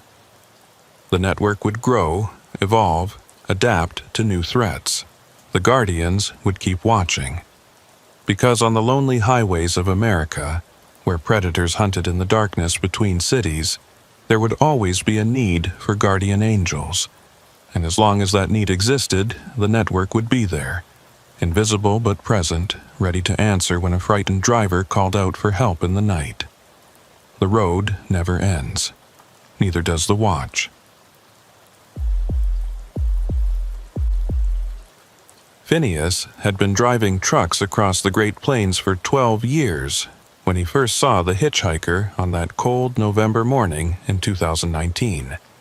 The sun was just breaking over the horizon, painting the Nebraska farmland in shades of gold and amber, when he spotted the figure standing at the junction of Highway 281 and a gravel access road about 30 miles south of Grand Island. At 45 years old, Phineas had developed certain rules about hitchhikers. Company policy said never pick them up, insurance liability, and all that. Common sense said the same thing. These days, anyone standing on the side of the road with their thumb out was either desperate, dangerous, or both. But something about this particular figure made him ease off the accelerator and take a longer look as he approached. The man was tall, maybe 6'2", wearing a long brown coat that looked like it belonged in an old Western movie. His hair was dark, shoulder length, and despite the early morning hour, he wore sunglasses that reflected the rising sun like mirrors. He stood perfectly still, not waving his arms or making any effort to flag down traffic. Just standing there with his thumb extended, patient as a scarecrow. Phineas drove past without stopping, but something made him glance in his side mirror. The hitchhiker had turned to watch the truck pass, and for just a moment Phineas could have sworn the man smiled. Not a friendly smile, not a disappointed grimace at being passed by, but something else. Something that made Phineas unconsciously press harder on the accelerator. He forgot about the hitchhiker by the time he reached his delivery point in Kansas City. The load of agricultural equipment was offloaded without incident, and Phineas grabbed lunch at a truck stop diner, called his dispatcher, a perpetually stressed woman named Magnolia who'd been with the company for 20 years, and got his next assignment. Electronics shipment heading back north to Sioux Falls. Good-paying run, mostly highway miles. It was late afternoon when he headed back north on the same route, the autumn sun already starting its descent toward the western horizon. As he approached that same junction where he'd seen the hitchhiker that morning, Phineas found himself scanning the roadside. Empty. Just brown grass and the occasional piece of wind-blown trash. He laughed at himself for even looking. 3 days later, Phineas was running a different route. Highway 183 through central Nebraska, hauling frozen goods in a refrigerated trailer. It was around midnight, that dead time when the radio goes quiet and the only company is the white noise of tires on asphalt. He was reaching for his thermos of coffee when his headlights swept across a familiar figure.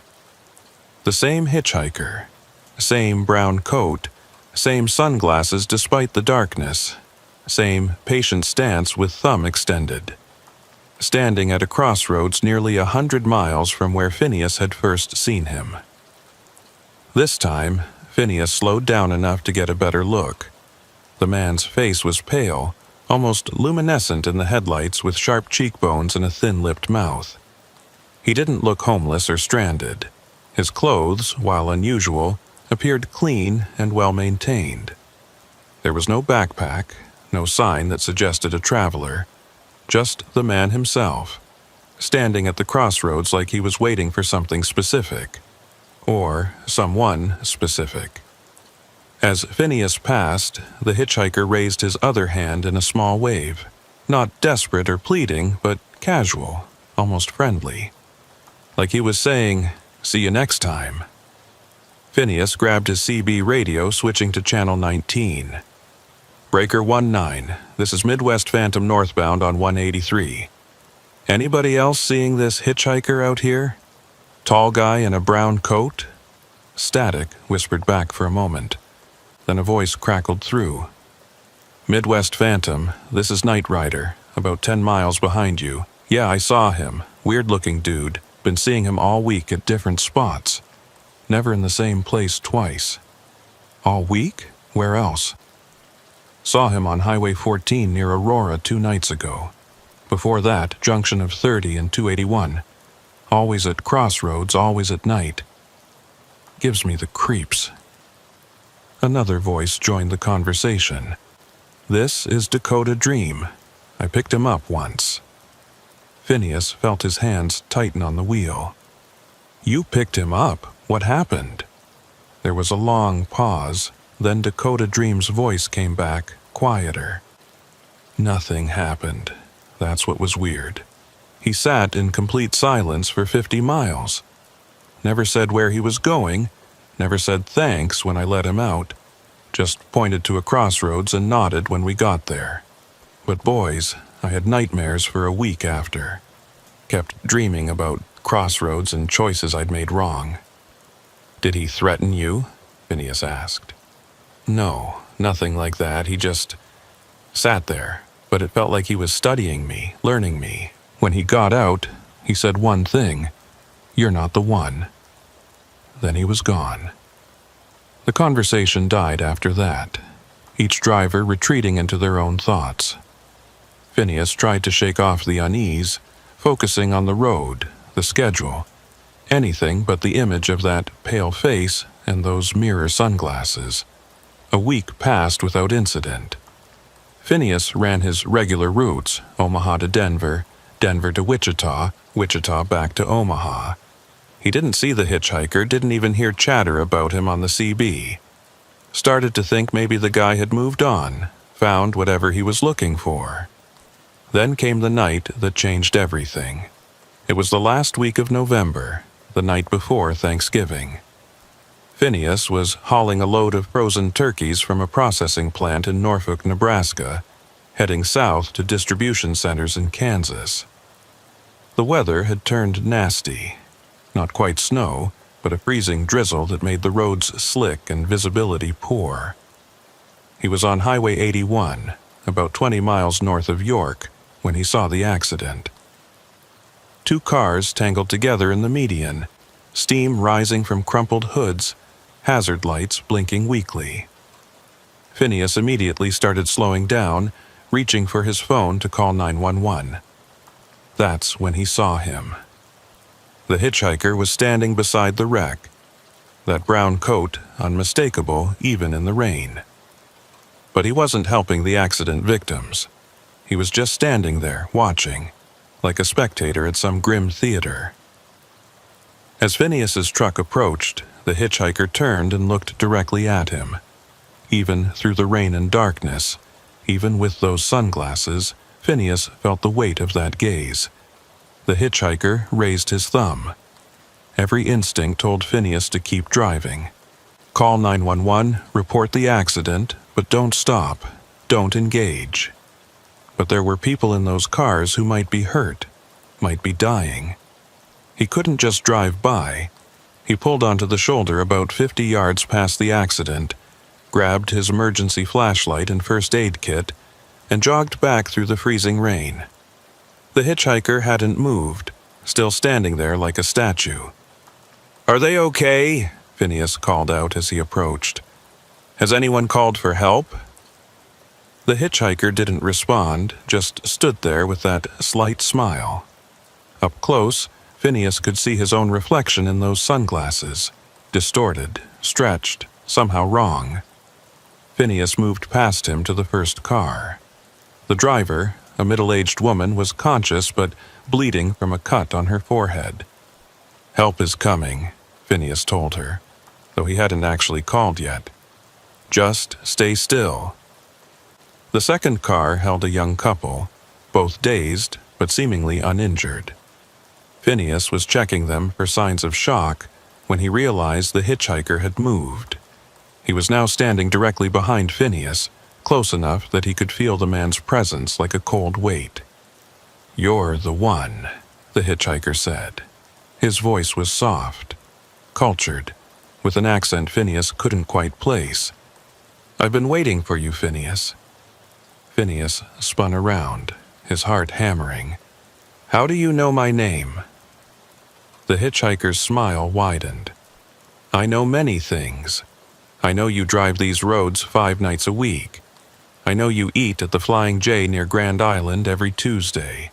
I know you call your dispatcher Magnolia every evening at 6 to check in. I know you've been driving for 12 years, 3 months, and 16 days. Have you been following me? Stalking me?" Following suggests movement.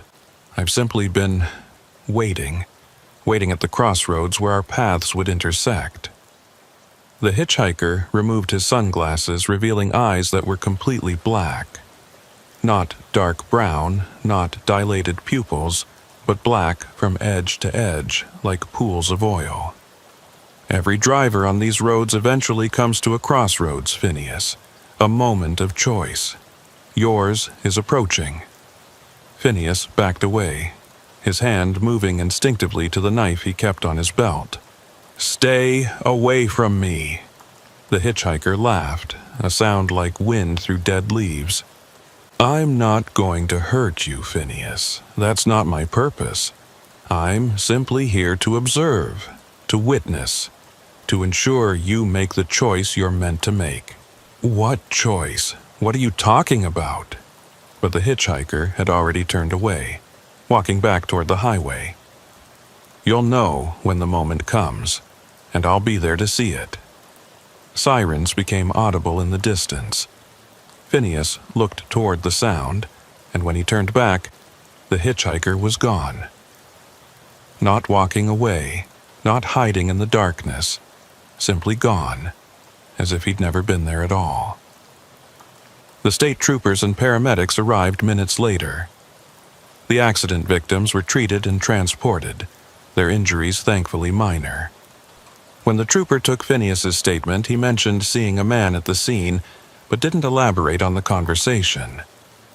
How could he explain eyes like pools of oil and knowledge no stranger should have? He drove the rest of his route in a daze, delivered the turkeys on schedule, and headed home for Thanksgiving.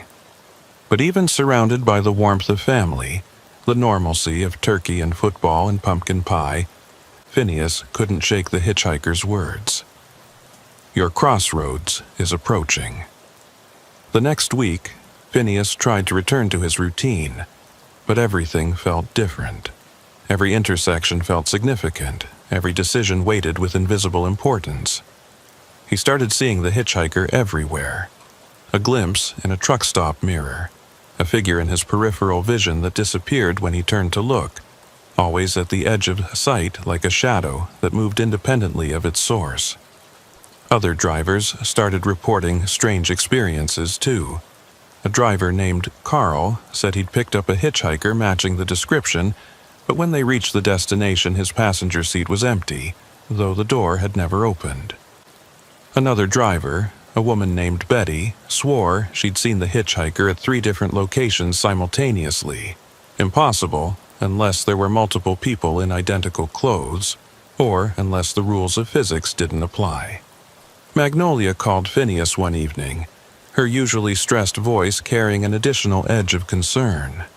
Phineas, I need to ask you something strange. Have you been picking up hitchhikers? No, why? I've been getting calls.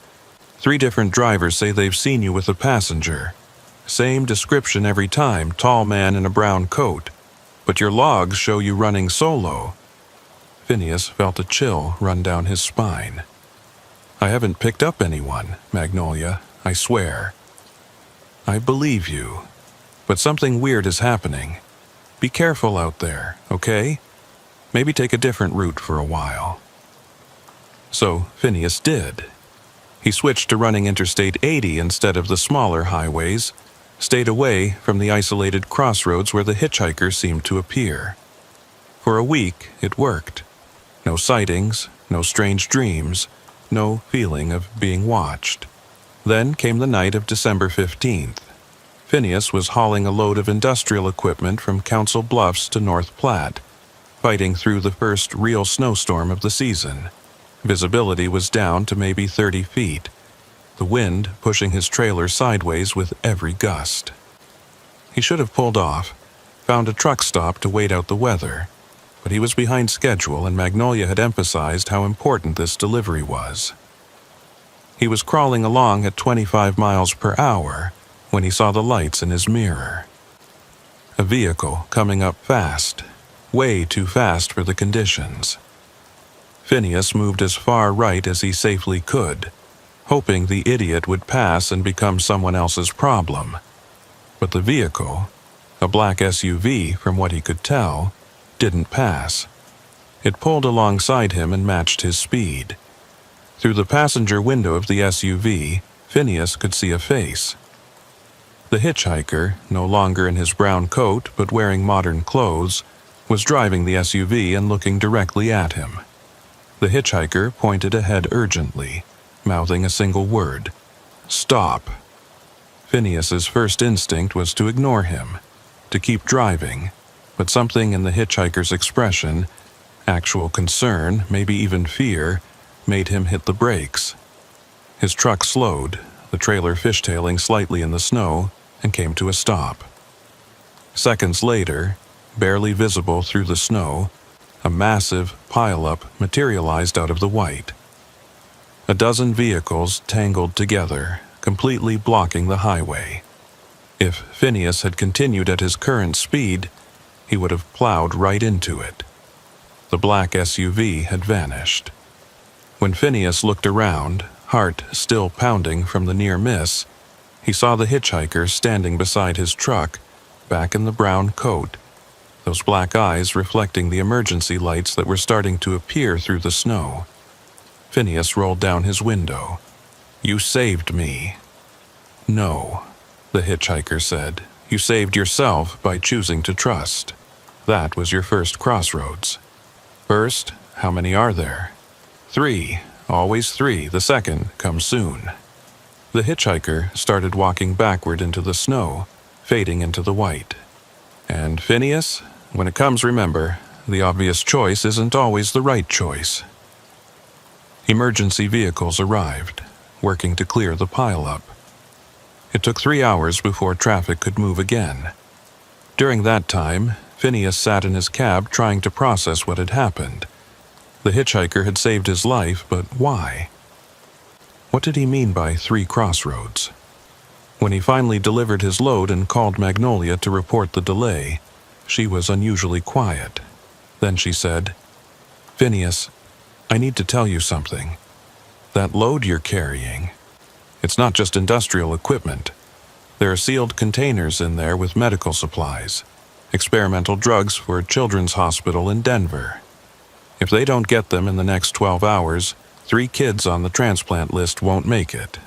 Why didn't you tell me?" "Company policy. We're not supposed to inform drivers about medical cargo. Too much pressure. Too much liability if something goes wrong. But with this weather, with the delays, I thought you should know. You need to make a choice. The safe route will take too long. The dangerous route through the mountains might get you there in time." The second crossroads. Phineas looked at the 2 possible routes on his GPS. The safe route followed the interstate, longer but maintained and monitored. The dangerous route cut through secondary roads in the mountains, shorter but in this weather, potentially deadly. He thought about the hitchhiker's words. The obvious choice isn't always the right choice. The obvious choice was to take the safe route, preserve his own life, follow company protocol, avoid unnecessary risk. But 3 children were depending on medicine he was carrying. He turned toward the mountains. The next 6 hours were the longest of Phineas's career. The mountain roads were ice-covered, with visibility near zero and drop-offs that meant certain death if he miscalculated a turn. 3 times he had to stop and chain up, his fingers numb from the cold. Twice he felt the trailer start to jackknife and had to perform controlled corrections that left him shaking with adrenaline. But he made it, rolled into the hospital loading dock with 2 hours to spare. The medical staff was waiting, rushed the containers inside. Later, Magnolia told him all 3 children had received their treatment successfully. "You could have died," she said. "That was incredibly reckless. Maybe, but it was the right choice." There was a pause. "Phineas, I've been doing some research. Other dispatchers in the company have been reporting similar things. Drivers seeing a strange hitchhiker, making unusual decisions that turn out to save lives. It's like someone or something is guiding certain drivers to be where they need to be. You think I'm crazy? No. I think something bigger than us is happening on these roads. Be careful, Phineas. If there really are 3 crossroads, you've got 1 more coming." The 3rd crossroads came 2 weeks later, just before Christmas. Phineas was deadheading, driving with an empty trailer, back from a delivery in Rapid City. It was a clear night, stars brilliant in the winter sky, the kind of peaceful drive that reminded him why he'd chosen this profession. He was on Highway 385, about 50 miles from the Nebraska border, when he saw the car broken down on the shoulder. It was an old sedan, hood up, hazard lights blinking. A family stood beside it. A man, a woman, and 2 young children, all bundled against the cold. The man was waving desperately as Phineas approached. Everything about it felt wrong. The car looked too conveniently disabled. The family was positioned too perfectly in his headlights. It was the exact kind of setup he'd been warned about in trucker safety meetings. Criminals using fake breakdowns to get drivers to stop in isolated areas. But as he got closer, he saw the children's faces. a boy and a girl, neither more than 10, genuinely shivering in the cold. Their fear wasn't manufactured. He started to slow down and saw movement in his peripheral vision. The hitchhiker was standing on the opposite side of the road, watching. Not gesturing, not indicating what choice to make, just observing. This was it. The third crossroads. Phineas could keep driving. It was the safe choice, the smart choice. Don't stop for strangers on isolated roads, especially when something feels off. But those children. He pulled over. The moment his truck stopped, everything changed. The man's desperate expression morphed into something harder. He reached into his coat, and Phineas knew with absolute certainty he was going for a weapon. This was an ambush. But before the man could draw whatever he was reaching for, the hitchhiker appeared beside him, simply materialized out of the darkness. Those black eyes seemed to pull in the light from the stars themselves. "No," the hitchhiker said to the man. One word, but it carried weight that seemed to press down on everything around them.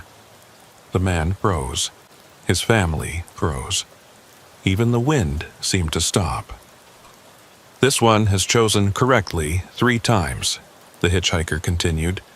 "He chose to trust when logic said not to. He chose to risk his life for children he'd never met. And now he's chosen compassion over safety. He is protected." The hitchhiker turned to the family. "Leave. Now. And know that if you ever attempt this again, on any driver, on any road, I will find you, and I am not always merciful." The family scrambled into their suddenly working car and sped off into the night. Phineas sat in his cab, hands shaking, watching as the hitchhiker approached his window. "Who are you?" Phineas asked. "What are you?" The hitchhiker smiled, and for the first time it seemed genuinely warm. "I have many names. Crossroads Guardian, Road Watcher. Some of your fellow drivers have started calling me Cornelius, though that's not quite right. I exist to test those who travel these paths. Most fail. They choose safety over righteousness, self over sacrifice. But a few, like you, prove that humanity still has heroes. This was all a test? Life is a test, Phineas. Every choice, every crossroads determines who we truly are. You've proven yourself 3 times. Now you're under my protection. The roads will be kinder to you. Dangers will pass you by. And when your time finally comes to leave these highways, it will be peaceful. What about the family? Were they real? Real enough. Desperate people making bad choices. They would have hurt you, perhaps killed you, if I hadn't intervened. But you couldn't have known that for certain when you chose to stop. That's what made it a true test." The hitchhiker, Cornelius, started to fade like a morning mist. "We won't meet again, Phineas, but I'll be watching, and when you see other drivers facing their crossroads, remember, sometimes the greatest danger is in not taking the risk to help." After that night, Phineas's life on the road changed in subtle but unmistakable ways. Traffic seemed to part for him during rush hours. Weather that hammered other drivers would clear just as he approached. Way stations that were stopping every truck would wave him through without inspection. It was as if the road itself had accepted him as one of its own. But with this strange protection came an awareness he hadn't possessed before. He started noticing things, other drivers in distress, dangerous situations developing before they became critical, and occasionally, just at the edge of his vision, figures standing at crossroads who shouldn't be there. Not Cornelius, but others like him perhaps, watching, waiting, testing. It was 3 weeks after his final encounter with Cornelius when Magnolia called him with unusual urgency in her voice. "Phineas, I need you to take a special run. I know you're supposed to be off for the next 2 days, but this is important." "What's going on?" Remember that weird hitchhiker situation you told me about? Well, one of our drivers is missing. A young guy named Timothy, only been driving for 6 months. His last check-in was 3 days ago on Highway 283 in Nebraska. His truck's GPS went dark shortly after. You think it's connected to the hitchhiker? Magnolia paused. Timothy's mother called our office. Said he'd called her the night he disappeared, talking about a man in a brown coat who kept appearing at different places along his road. Said the man knew things about him, personal things. She said Timothy sounded terrified. Phineas felt his blood chill. That doesn't sound like Cornelius. He was strange, even frightening, but not malicious. That's what worries me. What if there are others like him, but not all of them are benevolent? Phineas was already reaching for his keys.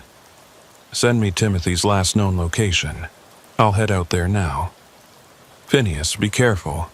I'm not supposed to tell you this, but Timothy isn't the first driver to go missing recently. There have been 4 others across different companies, all last seen on remote highways in Nebraska and Kansas. All reported seeing a hitchhiker before they vanished. The drive to Timothy's last known location took Phineas through the night and into the gray dawn of a winter morning. Highway 283 was desolate, even by Great Plains standards, cutting through endless fields of dead corn stalks and abandoned farmhouses that stood like tombstones against the horizon. He found Timothy's truck about 5 miles from where the GPS had cut out, pulled off on a side road that led to an abandoned grain elevator. The rig was intact, no signs of struggle or accident. The driver's door was open, keys still in the ignition, Timothy's wallet and phone on the seat. But Timothy himself was gone. Phineas examined the scene carefully. There were footprints in the dust leading away from the truck toward the grain elevator, but they were strange. Too long, too deep, as if whoever made them was carrying something heavy. Or someone. He followed the tracks to the base of the elevator, a massive, concrete structure that had been abandoned for at least a decade. The loading doors were chained shut, rust bleeding down the walls like dried blood. But there was a smaller door on the side, and it was ajar. Inside, the elevator was a cavern of shadows and decay. Grain dust particles floated in the shafts of light that penetrated through holes in the roof. The air smelled of rot and something else, something organic and wrong. "Timothy," Phineas called out, his voice echoing in the vast space. A sound came from above, footsteps on metal. Phineas looked up to see a figure descending the internal ladder. For a moment, he thought it was Cornelius, but as the figure emerged into a patch of light, he realized it was someone else entirely. This hitchhiker wore the same style of brown coat, but his was stained and torn. His hair was wild, unkempt, and his eyes were black like Cornelius's, but where Cornelius's had been deep and measuring, these were hungry, predatory. "Another driver," the figure said, his voice rough like gravel. "How delightful. I was just finishing with young Timothy." "Where is he?" Phineas demanded, his hand moving to the knife on his belt. The hitchhiker laughed, a sound that made Phineas's skin crawl. "Above. 3rd level. Still breathing if you hurry, but you won't hurry. You'll stay here with me, and we'll discuss your choices, your crossroads, all the moments where you could have been more than just a driver. You're not like Cornelius." The hitchhiker's expression darkened. Cornelius, that sanctimonious guardian, always testing, always judging, always protecting those he deems worthy. But what about those who fail his tests? What about those who choose wrong at their crossroads? Someone has to collect them. Collect them? Every road has 2 directions, driver. Cornelius guides those who choose correctly. I take the others. The ones who choose self-preservation over sacrifice. The ones who drive past accidents without stopping. the ones who see suffering and accelerate. The hitchhiker moved closer, and Phineas could smell something like sulfur and old leather. "Tell me, how many have you passed by? How many times did you choose the easy path before Cornelius found you worthy?" Phineas backed toward the ladder. "I'm taking Timothy and leaving." "No, you're not." The hitchhiker moved with impossible speed, suddenly standing between Phineas and the ladder. "You've been marked by Cornelius, protected. That makes you special. If I can turn you, make you fail a crossroads now, after you've been deemed worthy, well, that would be quite the accomplishment. I won't play your games. Oh, but you already are." The hitchhiker gestured to the ladder. "Young Timothy is dying up there. You can try to save him, but I'll make it difficult, or—" He pulled out a set of keys. "You can take these, get in your truck, and drive away. I'll let you go, no consequences. But Timothy dies. Your choice. Your crossroads."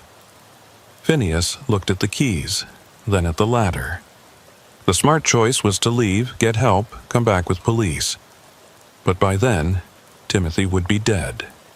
And despite what the hitchhiker said, Phineas doubted he'd be allowed to simply leave. "You're not giving me a real choice," Phineas said. "Either option serves your purpose." The hitchhiker smiled, revealing teeth that were too sharp, too numerous. "Every choice serves someone's purpose. The question is whose purpose you'll serve." Phineas made his decision. He charged directly at the hitchhiker, not toward the ladder, but at the creature itself. The hitchhiker, surprised, stumbled backward. Phineas grabbed the brown coat and used his momentum to slam the hitchhiker into the concrete wall. "Wrong choice," the hitchhiker snarled, his form seeming to ripple and distort. "You can't fight me."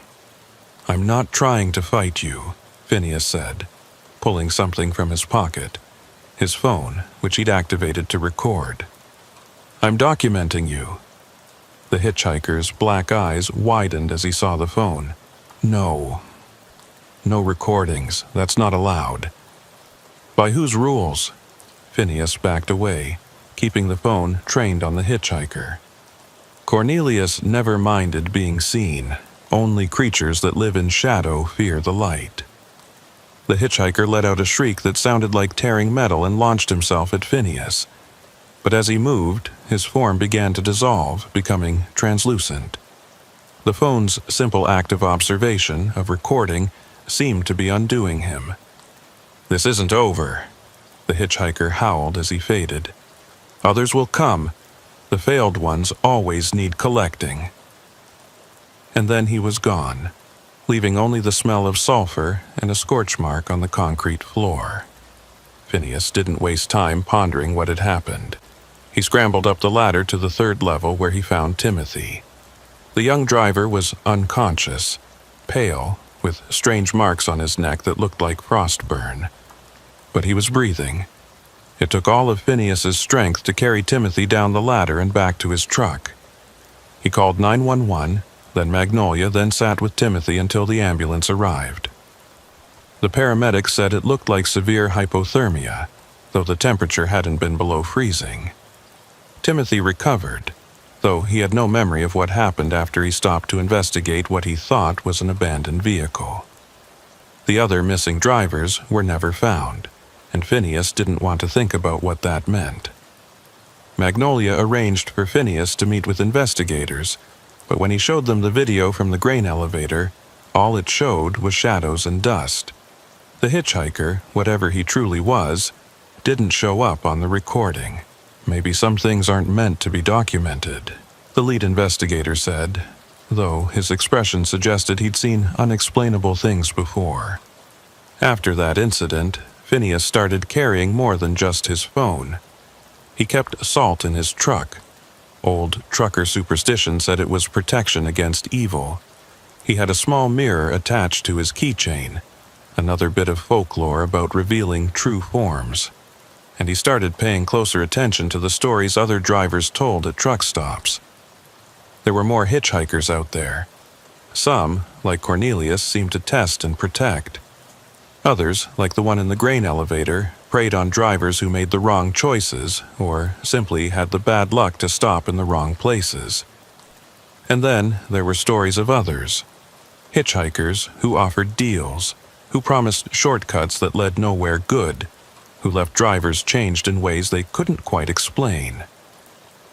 A month after the Timothy incident, Phineas was running his regular route when he got an unexpected passenger. Not a hitchhiker, but Magnolia herself, who decided she needed to understand what was happening to her drivers. "I've been dispatching for 20 years, she said, settling into the passenger seat with obvious discomfort. She wasn't used to being in trucks, just directing them. But in the last year, things have gotten strange. Drivers disappearing, others reporting impossible things, and then there's you. What about me? Your delivery rate has improved by 30%. You never hit bad weather. You never get stopped for inspection. It's like you've got a guardian angel." "Or a guardian hitchhiker," Phineas muttered. They were passing through western Nebraska when Magnolia saw her first crossroads figure. It wasn't Cornelius or the malevolent one from the grain elevator, but a woman in a faded dress standing at the intersection of two county roads. She was young, maybe 20, with long blonde hair that moved in a wind that wasn't blowing. "Do you see her?" Magnolia whispered. "I see her. Don't look directly at her. Some of them take that as an invitation." "Some of them? How many are there?" "No one knows for sure, but the old-timers at truck stops tell stories.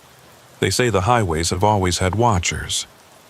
Spirits, demons, angels, whatever you want to call them.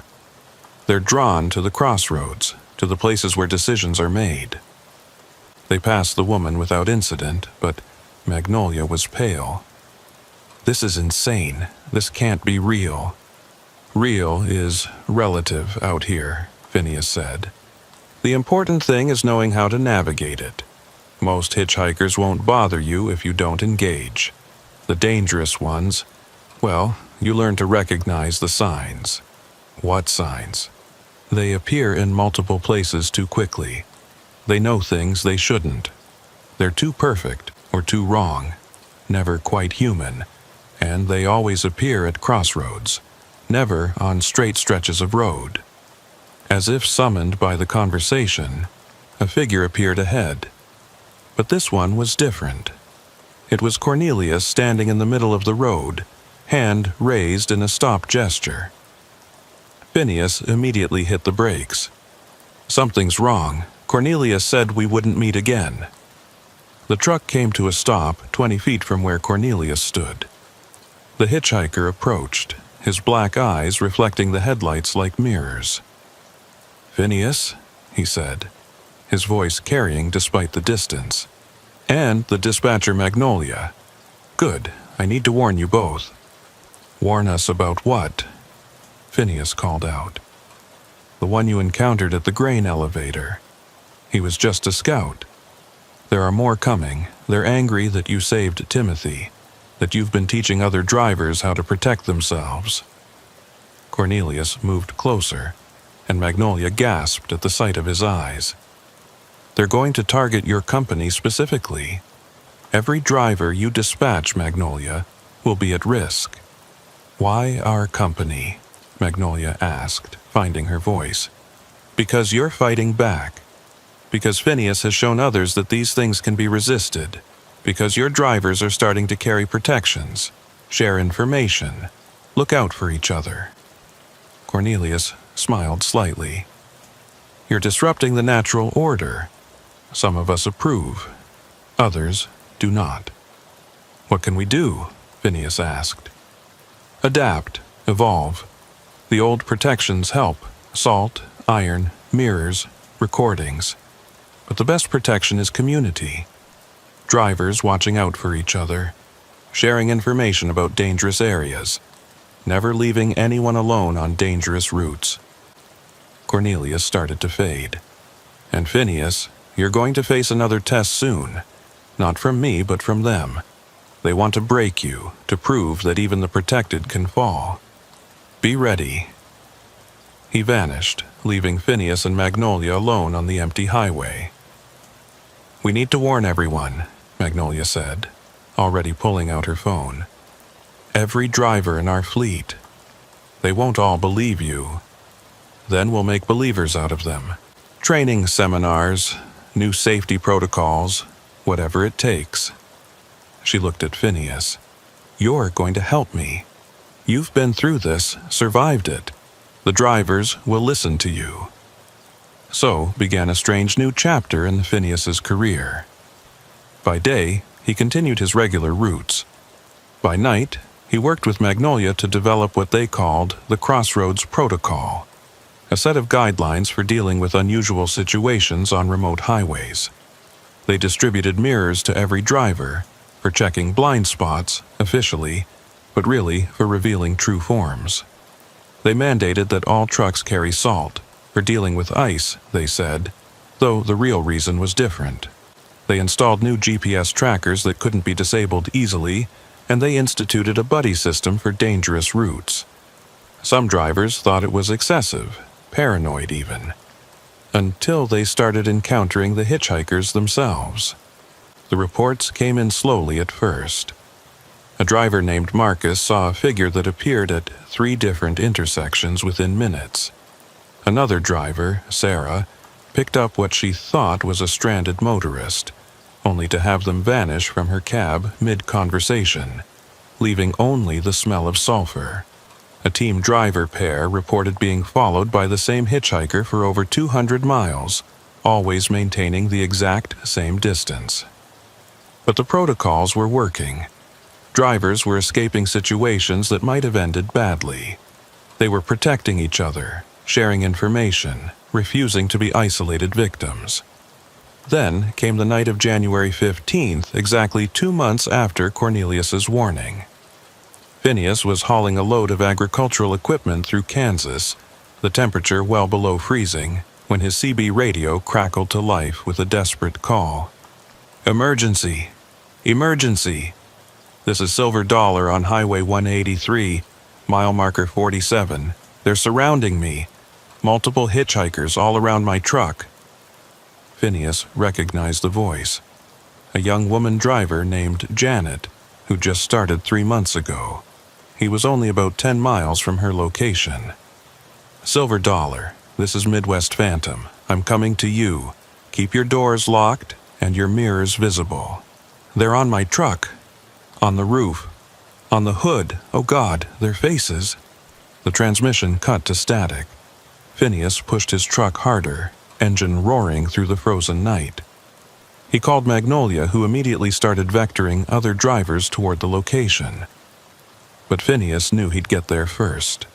When Phineas arrived at mile marker 47, the scene that greeted him defied rational explanation.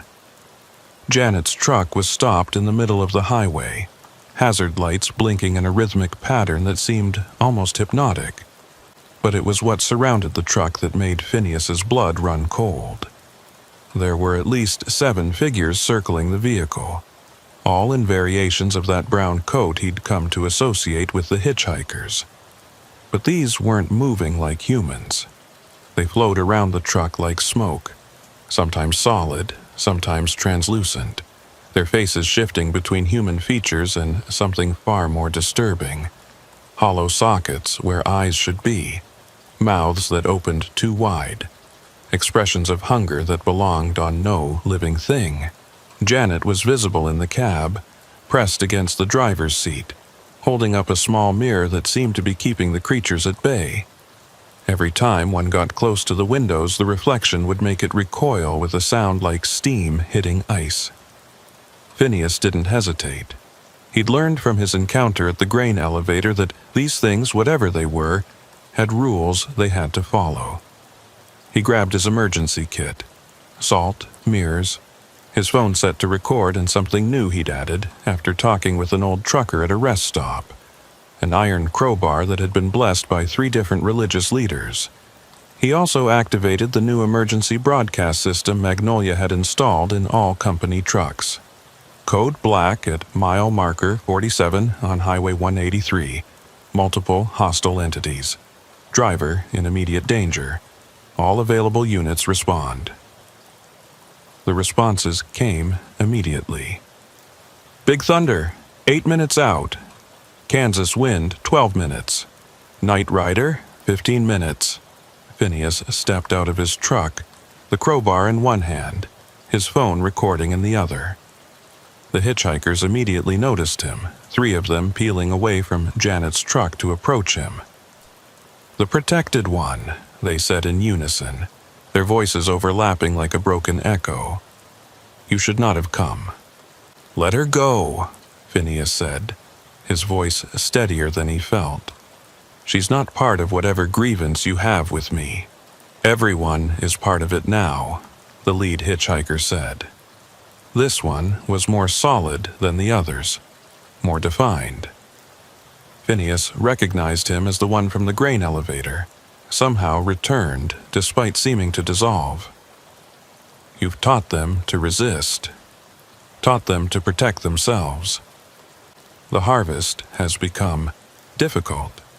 Harvest, souls, driver, decisions, choices, every crossroads creates energy, and we feed on the ones who choose poorly. But your kind has learned to choose better, to help each other. You're starving us." "Good," Phineas said, moving closer to Janet's truck. "Maybe you should find a different food source."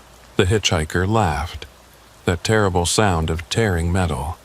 "Oh, we will, starting with you and everyone you've taught. Tonight, we break the protection Cornelius placed on you. Tonight, you fail your final test." They rushed him simultaneously, moving with that impossible flowing motion. Phineas swung the iron crowbar and it connected with the first hitchhiker with a sound like a thunderclap. The creature shrieked and dispersed into smoke, but reformed moments later, angrier and more distorted. The second hitchhiker grabbed Phineas's arm, and immediately he felt a cold that went beyond temperature. A draining sensation, like something vital was being pulled from him. He pressed his phone against the creature, the recording light blinking, and again it recoiled. But the third one was smarter. It went for his tools, knocking the phone from his hand, scattering the salt he'd been reaching for. Phineas was down to just the crowbar and his own determination. That's when he heard the horns. Not just one, but multiple. The cavalry was arriving early. Big Thunder's freightliner came roaring up, high beams blazing, and the driver, a mountain of a man named Jim, jumped out carrying what looked like an industrial-sized salt spreader, the kind used for icy roads. He started firing it at the hitchhikers, and where the salt hit them, they sizzled and pulled back. Kansas Wind arrived next, driven by the wife and husband team of Amy and Carl. They had mirrors mounted all over their truck, turning it into a rolling disco ball of reflections. The hitchhikers couldn't even look at it directly. More trucks arrived. Night Rider, Desert Rose, Steel Phoenix. Within minutes, there were 8 big rigs forming a circle around Janet's truck, their lights creating a barrier of illumination that the hitchhikers seemed unable or unwilling to cross. But the creatures weren't retreating. They were waiting. "You think your lights and salt will save you?" the lead hitchhiker called out. "You think your community makes you strong? Let us show you what real power looks like." The temperature dropped 20 degrees in seconds. Frost spread across the truck's windshields despite their running engines. The lights flickered, dimmed, and for a moment, darkness threatened to reclaim the circle. That's when Magnolia's voice crackled over everyone's CB simultaneously. "All drivers, execute Protocol 7, now!" Protocol 7 was something Magnolia and Phineas had developed but never tested, a coordinated response using everything they'd learned about these entities. Every driver grabbed their emergency mirror and held it outward. Every truck's horn sounded simultaneously, the combined noise creating a wall of sound that made the hitchhikers flinch. And from every cab, drivers threw salt in perfect synchronization. The effect was immediate and dramatic. The hitchhikers writhed, their forms becoming unstable, flickering between solid and smoke. But still, they didn't flee. "Fools!" the lead hitchhiker snarled. "You delay the inevitable. We are eternal. We have haunted these roads since before they were paved, and we will remain long after your dust." That's when another voice cut through the chaos. Calm, measured, familiar. "No, you won't." Cornelius stood at the edge of the circle, but he wasn't alone. Behind him were others, dozens of figures in brown coats, but these radiated a different energy. Where the hostile hitchhikers were hungry and dark, these seemed protective, almost luminous. "The Guardians," someone whispered over the CB. "You've broken the rules," Cornelius said to the hostile hitchhikers. "Attacking en masse, targeting protected individuals, attempting to harvest by force rather than choice. The covenant is broken." "The covenant was already broken when you chose favorites," the lead hitchhiker spat. "When you started actively protecting them. I protect those who prove themselves worthy through their choices. You prey on anyone vulnerable. That is the difference between us." Cornelius stepped forward, and the hostile hitchhikers actually backed away. "Leave now, or face judgment. This isn't over, Cornelius. The roads are changing. The old ways are dying. Soon there won't be enough choices, enough crossroads to sustain any of us. What will you do then?" "Adapt," Cornelius said simply, "as the worthy always have." The hostile hitchhikers let out a collective shriek that shattered 2 windshields, then dissolved into smoke that was caught by the wind and scattered across the plains. Within moments, there was no sign they'd ever been there except for scorch marks on the asphalt and the frost on the trucks. Janet finally emerged from her cab, shaking but unharmed. The drivers gathered around her, offering comfort, checking she was okay. But Phineas approached Cornelius, who was standing apart from the other guardians. "Why did you really come?" Phineas asked. "This wasn't just about saving us." Cornelius smiled sadly, perceptive as always. "You're right. The hostile one spoke truth about one thing. The roads are changing.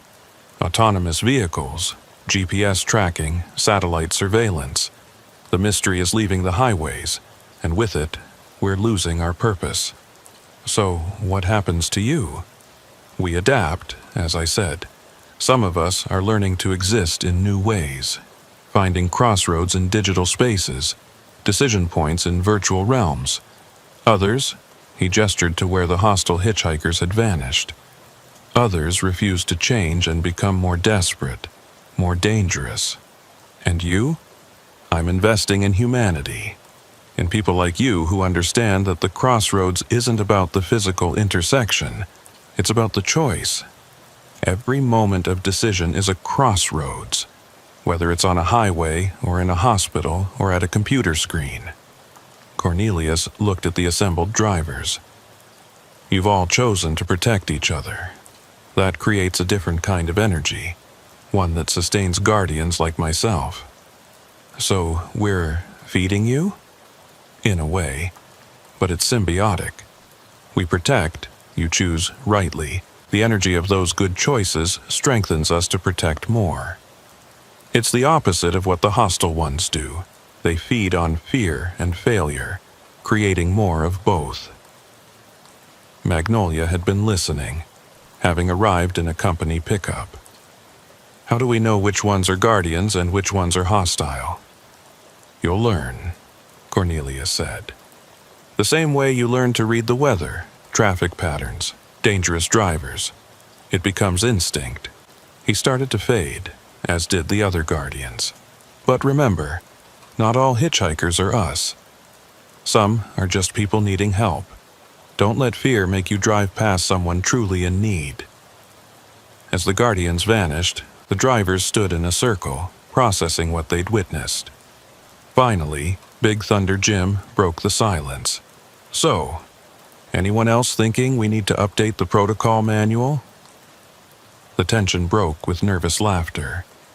They spent the next hour there on that highway, sharing stories, updating each other on what they'd learned, strengthening the bonds that had saved them. Janet, still shaken but finding her voice, asked Phineas, "Does it get easier? Seeing them, dealing with them?" "No," Phineas answered honestly, "but you get stronger, and you're never alone in it." Over the following weeks, the attacks decreased dramatically. Word had apparently spread in whatever realm the hitchhikers inhabited that this particular company's drivers were protected, organized, and not easy targets. Other companies started reaching out to Magnolia, wanting to know about their safety protocols, their success rate in keeping drivers safe. Magnolia, with Phineas's help, started an informal network, the Crossroads Coalition. They shared information about dangerous routes, suspicious patterns, protection methods that worked. They couldn't go public with the truth. Who would believe them? But they could teach practical safety measures that happened to also work against supernatural threats. The coalition grew. Trucking companies across the Midwest joined. Their drivers trained in the subtle art of recognizing and avoiding the dangerous hitchhikers while still helping real humans in need. They developed a classification system. Type A, guardians like Cornelius, generally benevolent but still to be treated with caution. Type B, hostile entities that fed on fear and poor choices. Type C, neutral entities that seemed more curious than dangerous. Type D, unknown or unclassified. They also developed response protocols for each type, ways to protect oneself without escalating confrontation. The iron and salt worked on Type B. Mirrors revealed true forms of all types. Recording devices caused most to retreat, or at least behave less aggressively. 6 months after the mass attack, Phineas was training a new batch of drivers in Crossroads Protocol when one of them, a young woman named Patricia, raised her hand. "This is all pretty hard to believe," she said. "Supernatural hitchhikers? Guardian spirits? It sounds like trucker ghost stories." Before Phineas could respond, the temperature in the training room dropped noticeably. Every driver's breath became visible, and on the whiteboard behind Phineas, words appeared as if written by an invisible hand. Some stories are true. The writing faded as quickly as it had appeared. The temperature returned to normal, and Patricia didn't ask any more skeptical questions. That night, Phineas was driving his regular route when he realized he was being followed. Not by hostile hitchhikers, but by another truck maintaining perfect distance behind him. After 30 miles of this, his CB crackled. "Phineas, this is Cornelius." Phineas nearly drove off the road. "You're driving now?" "Adapting, remember? I've taken corporeal form temporarily. I need to show you something." They pulled off at the next rest stop. The truck Cornelius was driving looked normal enough, though Phineas noticed it had no company logos, no DIOT numbers, nothing identifying at all. Cornelius led him to a picnic area behind the rest stop, away from other drivers. "The coalition you've built is working better than you know. The hostile ones are struggling, some are even converting, choosing to become guardians rather than predators. That's good, right?" "Yes, but it's also causing upheaval in our realm. There are those who believe the old ways should be preserved, that humans and our kind should remain separate. They're planning something." "Another attack?" "No, something more subtle. They're going to try to discredit your coalition, make you all look insane. Staged incidents, manipulated footage, whispered rumors. They want to destroy the trust you've built." "How do we stop them?" Cornelius smiled. "By being exactly what you are. Good people making right choices. Truth has a way of surviving lies, especially when it's backed by consistent action. Keep protecting each other. Keep teaching others. Keep choosing correctly at every crossroads. That's it? That's your advice? Sometimes the simplest path is the strongest, but also... Cornelius pulled out what looked like an old CB radio, its surface etched with symbols that seemed to shift when Phineas looked at them directly. Keep this in your truck. If things get truly dire, use Channel 13 and say Crossroads Emergency. It will summon help. Guardian help? The best kind of help. Drivers who've faced their tests and passed, living and otherwise. The fellowship of the road extends beyond what you might imagine. Phineas took the radio, feeling its unusual weight. Why are you helping us so much? Because in all my existence watching these roads, I've rarely seen humans organize against the darkness so effectively. You're not just surviving encounters. You're building community, creating light where there was shadow. That deserves protection. As Cornelius returned to his impossible truck and pulled back onto the highway, Phineas stood in the rest stop, pondering everything that had happened since that first sighting over a year ago.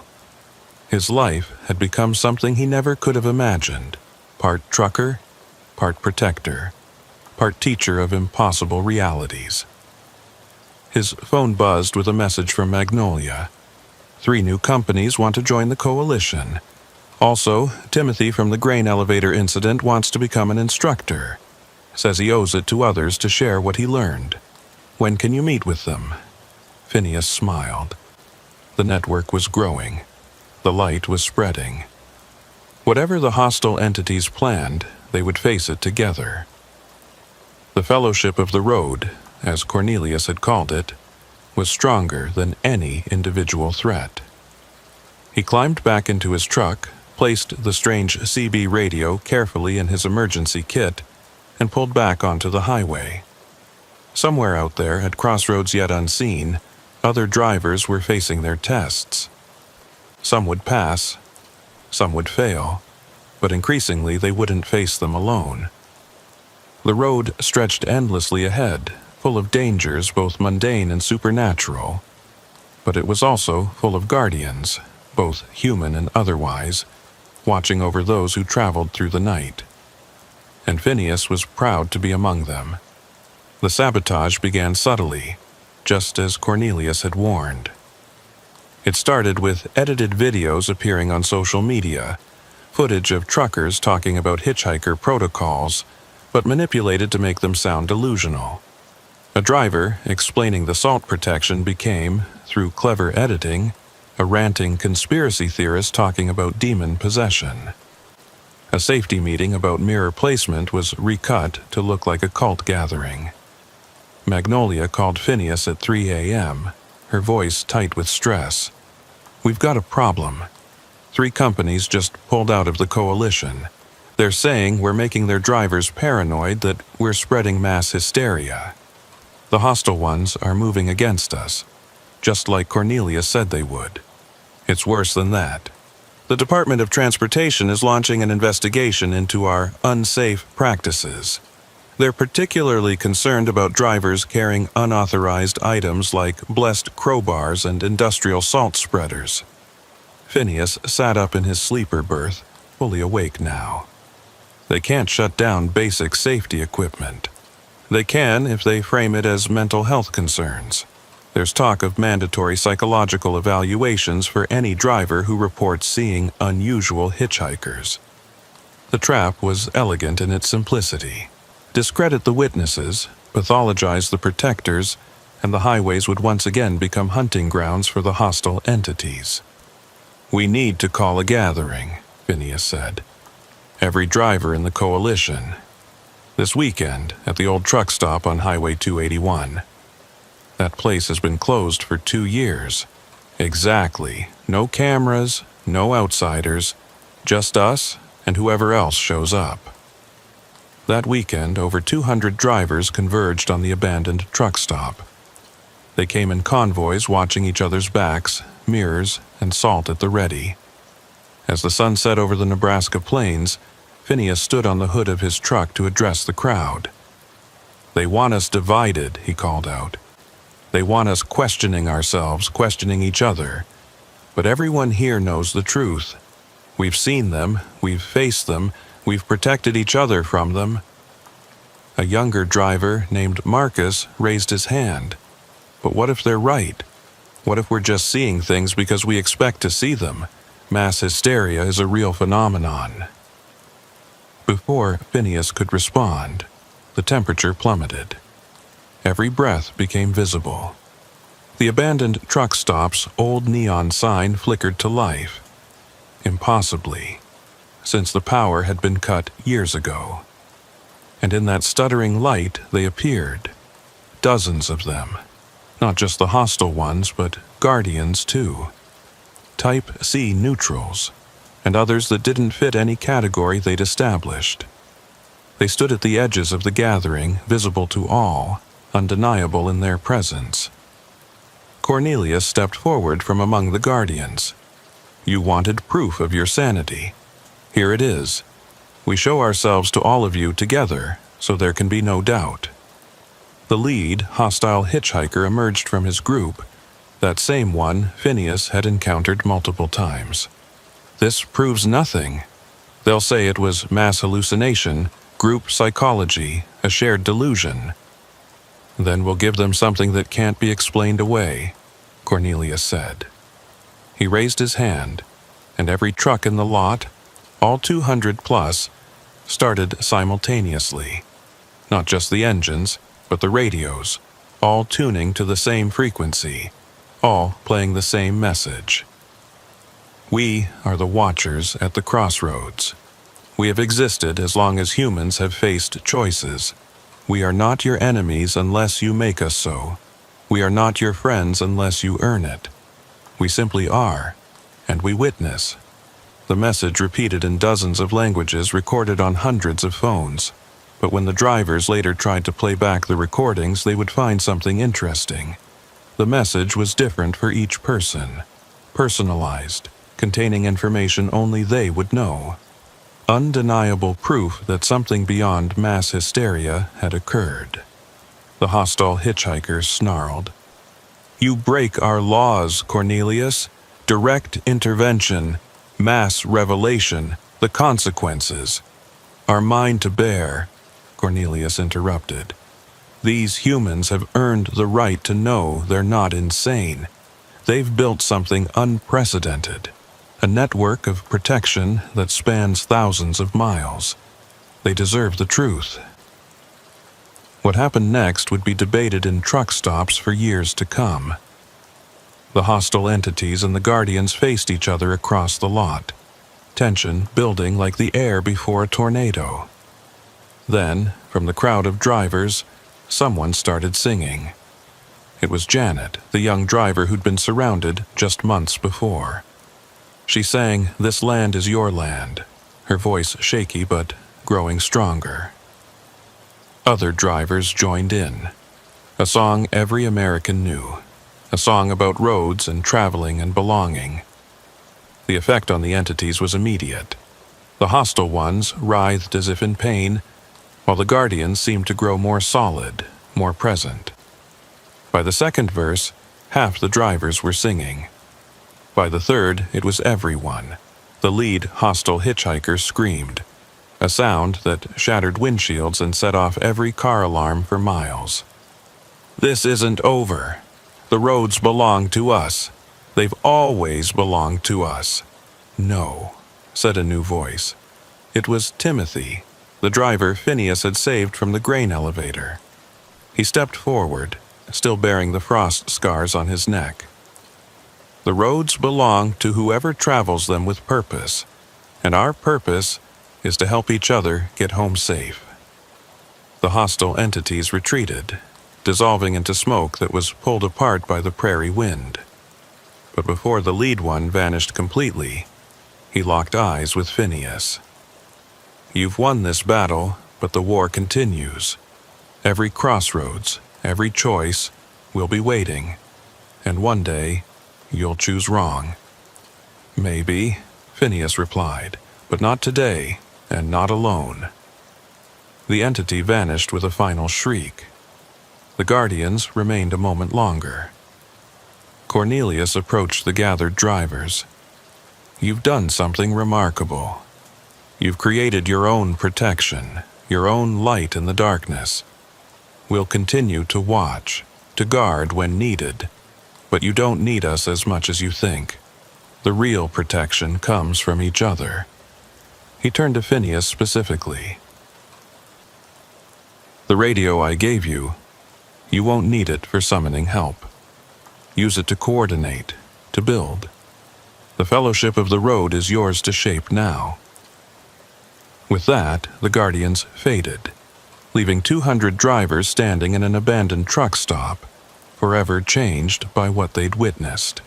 The investigation by the Department of Transportation found nothing actionable. The videos of the mass gathering showed only truckers having what appeared to be a safety meeting. The personalized messages on their phones were dismissed as an elaborate prank, though no one could explain how it was accomplished. More importantly, the attacks on drivers virtually ceased. Word had spread in whatever realm the hostile entities inhabited. These roads were protected. The drivers were organized, alert, and united. Easier prey existed elsewhere. The Crossroads Coalition not only survived but thrived. It evolved from a defensive network into something more, a true fellowship. Drivers helped each other not just with supernatural threats, but with everyday challenges. Breakdowns, difficult dispatchers, family emergencies. The network responded to all of it.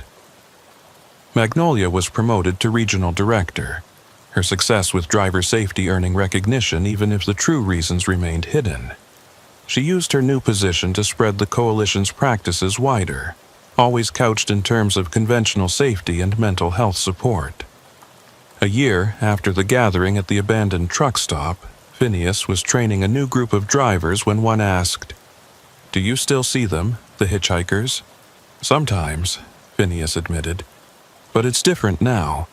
The hostile ones keep their distance. The Guardians appear occasionally, usually just to observe. And sometimes I see new ones, entities that seem curious about what we've built." "Are you ever afraid?" Fear isn't the opposite of courage. It's a component of it. Yes, I'm afraid sometimes, but I'm never afraid alone. That makes all the difference. His phone buzzed with a message from an unknown number. When he opened it, there was just a single line of text. "Third crossroads completed. The fourth is yours to define. See." Phineas smiled. Cornelius was still watching, still testing, but now the tests were different. They weren't about individual choices at isolated crossroads. They were about building something larger, creating a network of light that made the darkness retreat.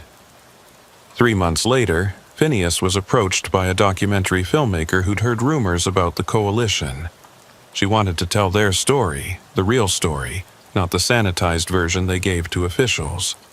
"People won't believe it," Phineas warned her. "Maybe not, but those who need to hear it will. Every industry, every profession has its shadows. Maybe showing how you've dealt with yours will help others do the same." The documentary was never picked up by major networks, but it spread through streaming services and truck stop DVDs.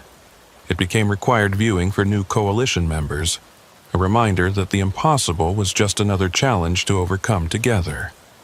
On a cold December night, exactly 3 years after his first sighting of Cornelius, Phineas was driving through Nebraska when he saw a familiar figure at a crossroads. The tall man in the brown coat, sunglasses despite the darkness, thumb extended. This time, Phineas stopped. Cornelius climbed into the passenger seat, solid and present in a way he'd never been before. "I wanted to thank you," Cornelius said simply. "For what?" "For showing us another way. The hostile ones are learning that fear isn't the only energy that sustains. Some are converting, becoming guardians. Others are finding different paths entirely. The roads are changing because you changed them. We just did what truckers do. Looked out for each other." Cornelius smiled. You did more than that. You proved that humanity doesn't need us to define your crossroads. You're capable of creating your own, of choosing paths we never imagined. They drove in comfortable silence for 50 miles. As they approached another crossroads, Cornelius spoke again. This is where I leave you. But Phineas, remember, every end is a beginning. The fellowship you've built will outlast all of us. It will evolve, adapt, face new challenges, but its core will remain. Drivers protecting drivers. Light pushing back darkness. Choices made in community rather than isolation. Will I see you again? Every time you help another driver, every time you choose correctly at a crossroads, you'll see me. Maybe not this form, but the essence of what I represent. The guardian that exists in every person who chooses to protect rather than prey. Cornelius stepped out of the truck and walked to the center of the crossroads. He raised his hand in farewell, then simply faded into the darkness. But it wasn't a disappearance. It was a dispersal, spreading out along every road that led from that intersection.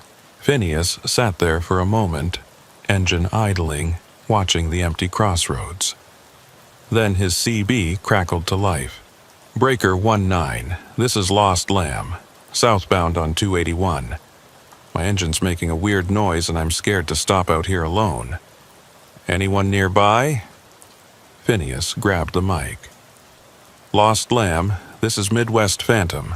I'm 5 miles from you. Find a safe spot to pull over and keep your doors locked. I'm coming to you. Thank God. I heard about you guys, the Coalition. Is it true you help anyone who calls? That's what we do, Phineas said, already turning his truck around. No one drives alone on our watch. As he headed toward the stranded driver, Phineas thought about all the crossroads ahead. Personal, professional, supernatural, and mundane. Each one a choice. Each choice defining who they were and who they would become.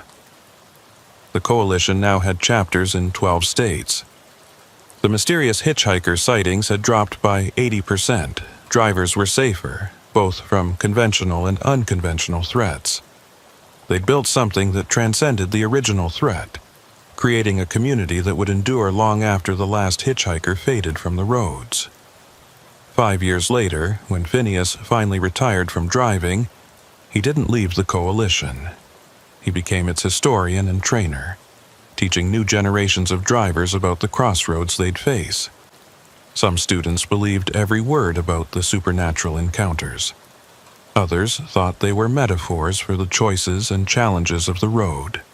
It didn't matter which they believed, as long as they learned the core truth. Together, they were stronger than any darkness.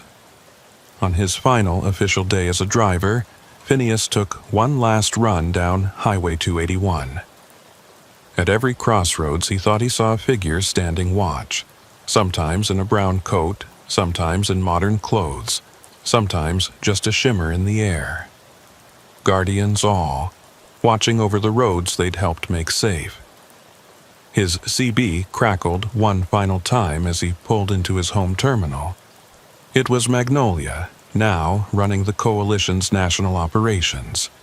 Phineas, we just got word. The DOT is officially recognizing our safety protocols.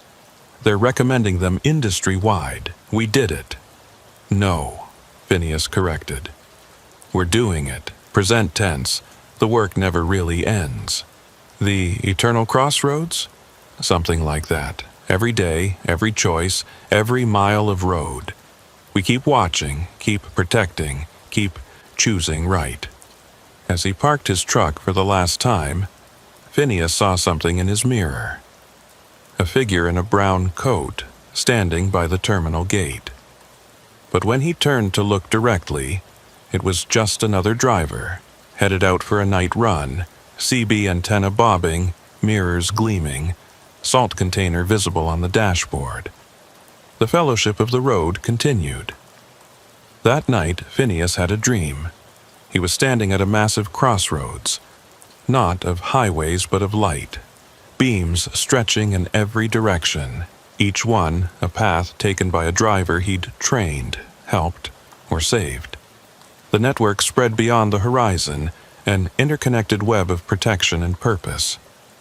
Cornelius stood beside him in the dream, looking at the same view. "This is what you built," the Guardian said.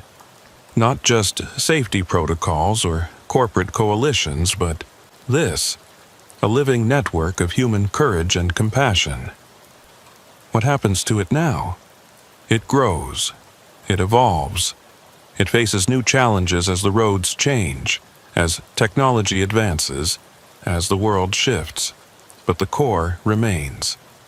People helping people, light defeating darkness, the eternal choice at every crossroads to be better than our fears." When Phineas woke, he found a message on his phone from an unknown number. It was coordinates, a crossroads in Montana where 3 drivers had recently reported strange sightings. The coalition was already responding, but they wanted his expertise. Retirement, it seemed, would have to wait. The road was calling, and when the road called, the fellowship answered. Together, always together, choosing the right path at every crossroads, creating light in the darkness 1 mile at a time. In the end, that's all any of us can do. Face our crossroads with courage, help others face theirs, and trust that together we're stronger than whatever waits in the shadows. The hitchhikers still appear on remote highways, standing at crossroads with their thumbs extended. Some are hostile, some are guardians, some are simply observers of the endless human drama playing out on asphalt rivers. But they all know now. These roads are protected by something more powerful than any supernatural entity. They're protected by ordinary people who chose to be extraordinary when it mattered most. The fellowship of the road endures. 10 years passed. The Crossroads Coalition had become something none of them could have imagined. A nationwide network with international connections, officially recognized by the Department of Transportation, unofficially known among truckers as the only real protection against things that shouldn't exist but did. Phineas, now in his late 50s, ran the coalition's training center in Nebraska. It was built, perhaps not coincidentally, at a major crossroads where 5 highways met. The building itself was modern, efficient, filled with the latest safety equipment and training simulators. But everyone who worked there knew about the sub-basement room that nobody talked about in official reports. The one with walls lined with mirrors, circles of salt permanently embedded in the floor, and iron fixtures on every door. It was a Thursday morning when everything changed again. Magnolia, now head of national operations, called him directly. Her voice had that edge he'd learned to recognize. Something significant had happened. "Phineas, we've got a situation. Remember that documentary about us from 5 years ago? The one that barely anyone watched? Well, someone watched it. Someone important. The CEO of Continental Logistics just called. They've been having incidents. 12 drivers missing in the last month, all on the same route through Wyoming. Local authorities are baffled. The CEO wants to hire us as consultants. Officially, full disclosure, hazard pay, and complete autonomy in how we handle it. Phineas, this could change everything. If we succeed here, we become legitimate. No more hiding what we do, no more coded language in our reports." Phineas was quiet for a moment, thinking. What kind of incidents? Different from our usual. Drivers aren't seeing hitchhikers. They're seeing other trucks, identical to their own, down to the license plates. The double follows them for miles. Then, at some point, the driver realizes they're following themselves. When they try to confront the double, both they and their original truck vanish. That's new, and outside our expertise. But here's the thing. 3 of the missing Continental drivers had our training. They knew the protocols, carried the protections. Whatever this is, it's adapted to our methods. Phineas stood up, pacing his office. Through the window he could see new trainees practicing emergency maneuvers in the yard. Young faces, eager and unaware of how deep the darkness could go. "I'll take a team," he said. Timothy, Janet, Marcus. They've all faced different types of encounters. We'll need variety and experience. "There's one more thing," Magnolia added. "Continental's CEO, a woman named Margaret Sterling, she says she's been having dreams. The same dream every night for 2 weeks. She's standing at a crossroads in Wyoming, and there's someone waiting for her there. Someone in a brown coat." Phineas felt a chill. Cornelius. Or something pretending to be him. Either way, she says the dream always ends the same way. The figure tells her that the Fellowship of the Road has failed its final test. The team assembled within 24 hours. Timothy, still bearing his frost scars but now one of their best investigators. Janet, who'd developed an uncanny ability to sense hostile entities before they manifested. Marcus, whose 3-year study of crossroads patterns had revealed migration routes for various entity types. And Phineas, carrying the strange CB radio Cornelius had given him years ago. They drove in convoy to Wyoming, taking the exact route the missing drivers had traveled. It was beautiful country. Mountains, forests, endless sky. But there was something wrong with it, too. The shadows fell at strange angles. Birds flew in patterns that made no sense. And every crossroads they passed felt watched. It was Janet who noticed it first. "We're being paced," she said over the CB. "Check your mirrors." Behind them, maintaining perfect distance, was another convoy. 4 trucks identical to theirs, down to the license plates and DOT numbers. But the windows were dark, too dark to see the drivers. "Protocol 7, Marcus suggested. "No," Phineas said. "This isn't like the others. Pull over at the next rest stop. All together. Nobody alone." The rest stop was deserted, despite being midday. They parked in a defensive formation, watching as their doubles pulled in behind them. For 10 minutes, nothing happened. Then the door of the duplicate Phineas's truck opened. What stepped out looked like Phineas, but wrong. The features were perfect, the clothes identical, but the eyes were like looking into an abyss. Not black like Cornelius's, but empty, as if nothing existed behind them. The other doubles emerged from their trucks, perfect copies, all wrong in the same indefinable way.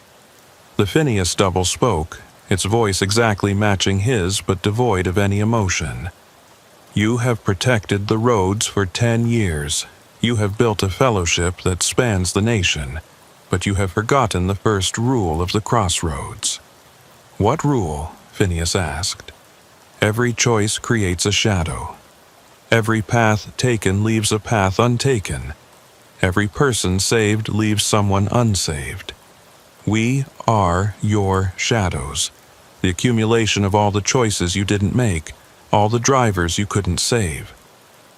Timothy stepped forward. "You're not real. You're some kind of manifestation, an entity trying to—" His double interrupted. "We are more real than you know. Every time you succeeded, we were created from your failure to fail. Every light you kindled cast us as shadows. And now, after 10 years, we have gained enough substance to act."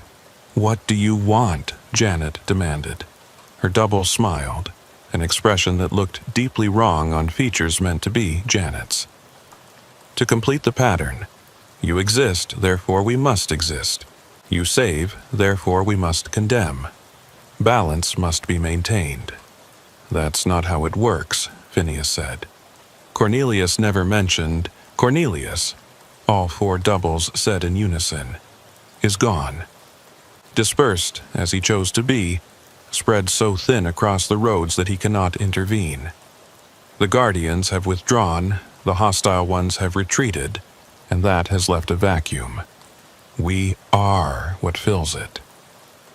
Marcus pulled out his phone, trying to record, but the screen showed only static. The salt in his pockets had turned black. The mirrors they carried reflected nothing where the doubles stood. "Your protections don't work on us," Marcus's double said. "We know them all. We are born from them.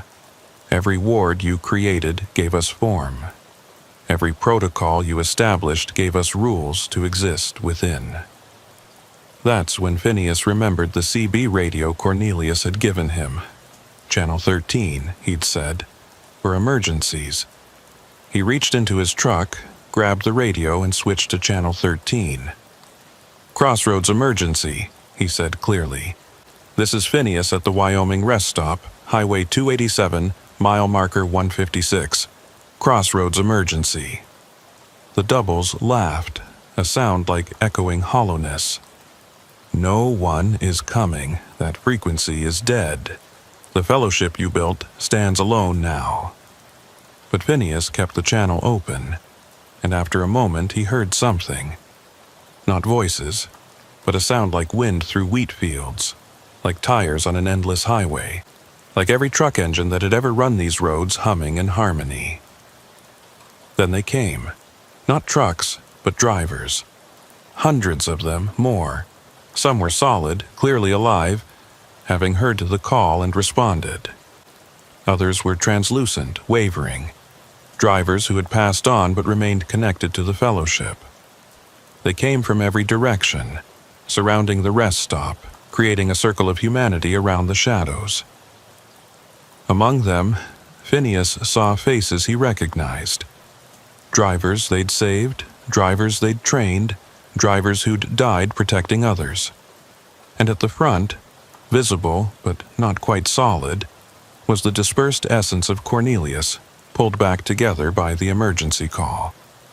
"You're wrong," Cornelius said to the doubles. "They don't stand alone. The fellowship extends beyond the living, beyond the physical. Every choice that saved a life created not a shadow, but a light that persists." The doubles faced the assembled fellowship, and for the first time, they showed emotion. Uncertainty. "This is impossible," Phineas's double said. "The dead don't return. The dispersed don't reform."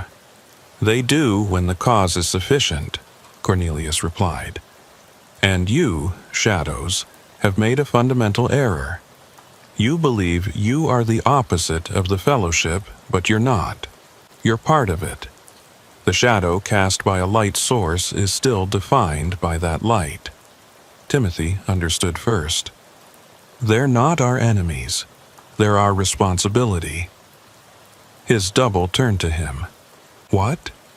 "Every choice we didn't make, every driver we couldn't save, they weigh on us. You're our guilt, our regret, given form. But that doesn't make you evil. It makes you part of our journey." Janet stepped toward her double. "All the times I wondered if I could have done more, saved more, been better. That's you, isn't it?" Her double nodded slowly, the emptiness in its eyes filling with something else. Sadness, perhaps, or understanding. Marcus addressed his shadow. "You exist because we're not perfect. Because we're human and limited and can't save everyone. But that's not a failure, it's reality." Phineas looked at his own double, seeing in those empty eyes every trucker he'd passed by before he knew about the hitchhikers. Every call for help that had come too late. Every moment he'd chosen his own safety over another's need before Cornelius had tested him. "You're right," he told his shadow. "You are real. You're the weight we carry, the knowledge that we can't save everyone. But you're not our opposite. You're our reminder of why we keep trying." The doubles stood frozen, processing this. Then, slowly, Phineas's shadow spoke. "If we're part of you, not opposed to you, then what is our purpose?" "To keep us honest," Phineas said. to remind us that the fellowship isn't about being perfect. It's about trying, failing, learning, and trying again. You're not shadows. You're teachers. Something shifted in the air. The oppressive feeling that had haunted the Wyoming route lifted. The doubles began to change, becoming less solid, more integrated with the shadows they cast naturally. The missing drivers, Janet's double said, its voice now carrying emotion. They're at the crossroads where 5 roads meet, 20 miles north. They've been held in stasis, caught between choice and shadow. You can free them now. As the fellowship, living and dead, real and shadow, watched, the doubles walked back to their trucks. But instead of driving away, they simply faded, becoming actual shadows that merged with those cast by the real trucks. Cornelius approached Phineas, his form stabilizing but still translucent. You've passed the true final test, not defeating the shadows but accepting them. The fellowship is complete now, light and dark, success and failure, all part of the same journey. Will you stay? Phineas asked. I can't. I chose to disperse, to become part of every road. But know this, the fellowship you've built doesn't need guardians anymore. You've become your own guardians, complete with your own shadows to keep you balanced. They found the missing drivers exactly where the shadows had said, at a massive crossroads in the middle of nowhere. They were in their trucks, engines running, but frozen in a moment of decision. As the fellowship approached, they awakened, confused but unharmed. The CEO of Continental Logistics, Margaret Sterling, was among them. She'd driven out herself to investigate and gotten caught in whatever phenomenon the shadows had created. I dreamed this, she said to Phineas.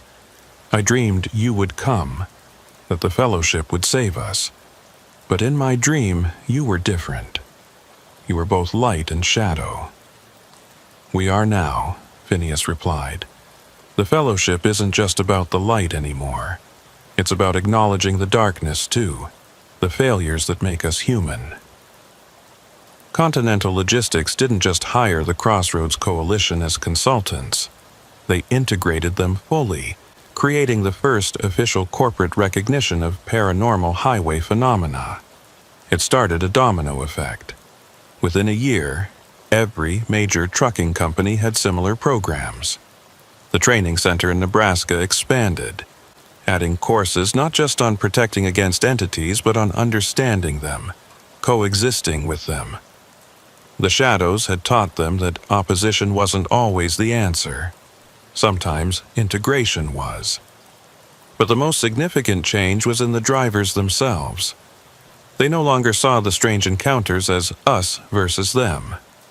The highways had always been liminal spaces between here and there, real and unreal. Now the fellowship embraced that liminality. On quiet nights, drivers would report seeing their shadows driving alongside them, not threatening, just present, a reminder of choices unmade and paths not taken. Some said they'd have conversations with these shadows, learning about themselves, facing their regrets and fears in the safety of their cabs. The hostile hitchhikers became even rarer, not because they were defeated, but because the fellowship had removed what they fed on, not fear itself, but the isolation of fear. When every driver knew they were part of something larger, when even their shadows were integrated into their journey, there was nothing for the hostile ones to exploit. Phineas retired for real 5 years later, at 63. His final drive was on Highway 281, where it had all began. At every crossroads he saw them. Cornelius's dispersed essence, the shadows of choices unmade, the lights of drivers saved, all coexisting in a complex tapestry that had replaced the simple binary of friend and foe. At his final crossroads, he stopped the truck and stepped out.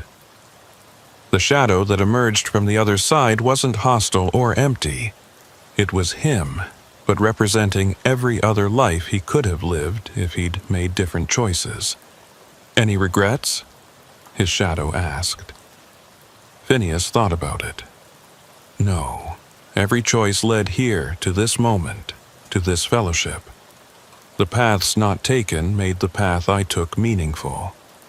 Then our work is done, the shadow said, and for the first time it smiled with genuine warmth. The roads are safe, not because the darkness is defeated, but because the light and dark have learned to travel together. As Phineas drove away from that final crossroads, he saw in his mirrors that his shadow wasn't following. It was riding with him, no longer separate but integrated, complete. The fellowship of the road had evolved into something unprecedented, a community that embraced both its successes and failures, its light and shadows creating a protection network that transcended simple good versus evil. The roads were safer not because the threats were gone, but because the drivers had become complete, carrying their shadows with them as teachers rather than enemies. And at crossroads across the nation, new drivers were learning this truth, that the real test wasn't choosing between light and dark, but learning to drive with both, creating their own path through the eternal twilight of the American highway. The fellowship endures complete now, shadow and light united in the eternal journey home.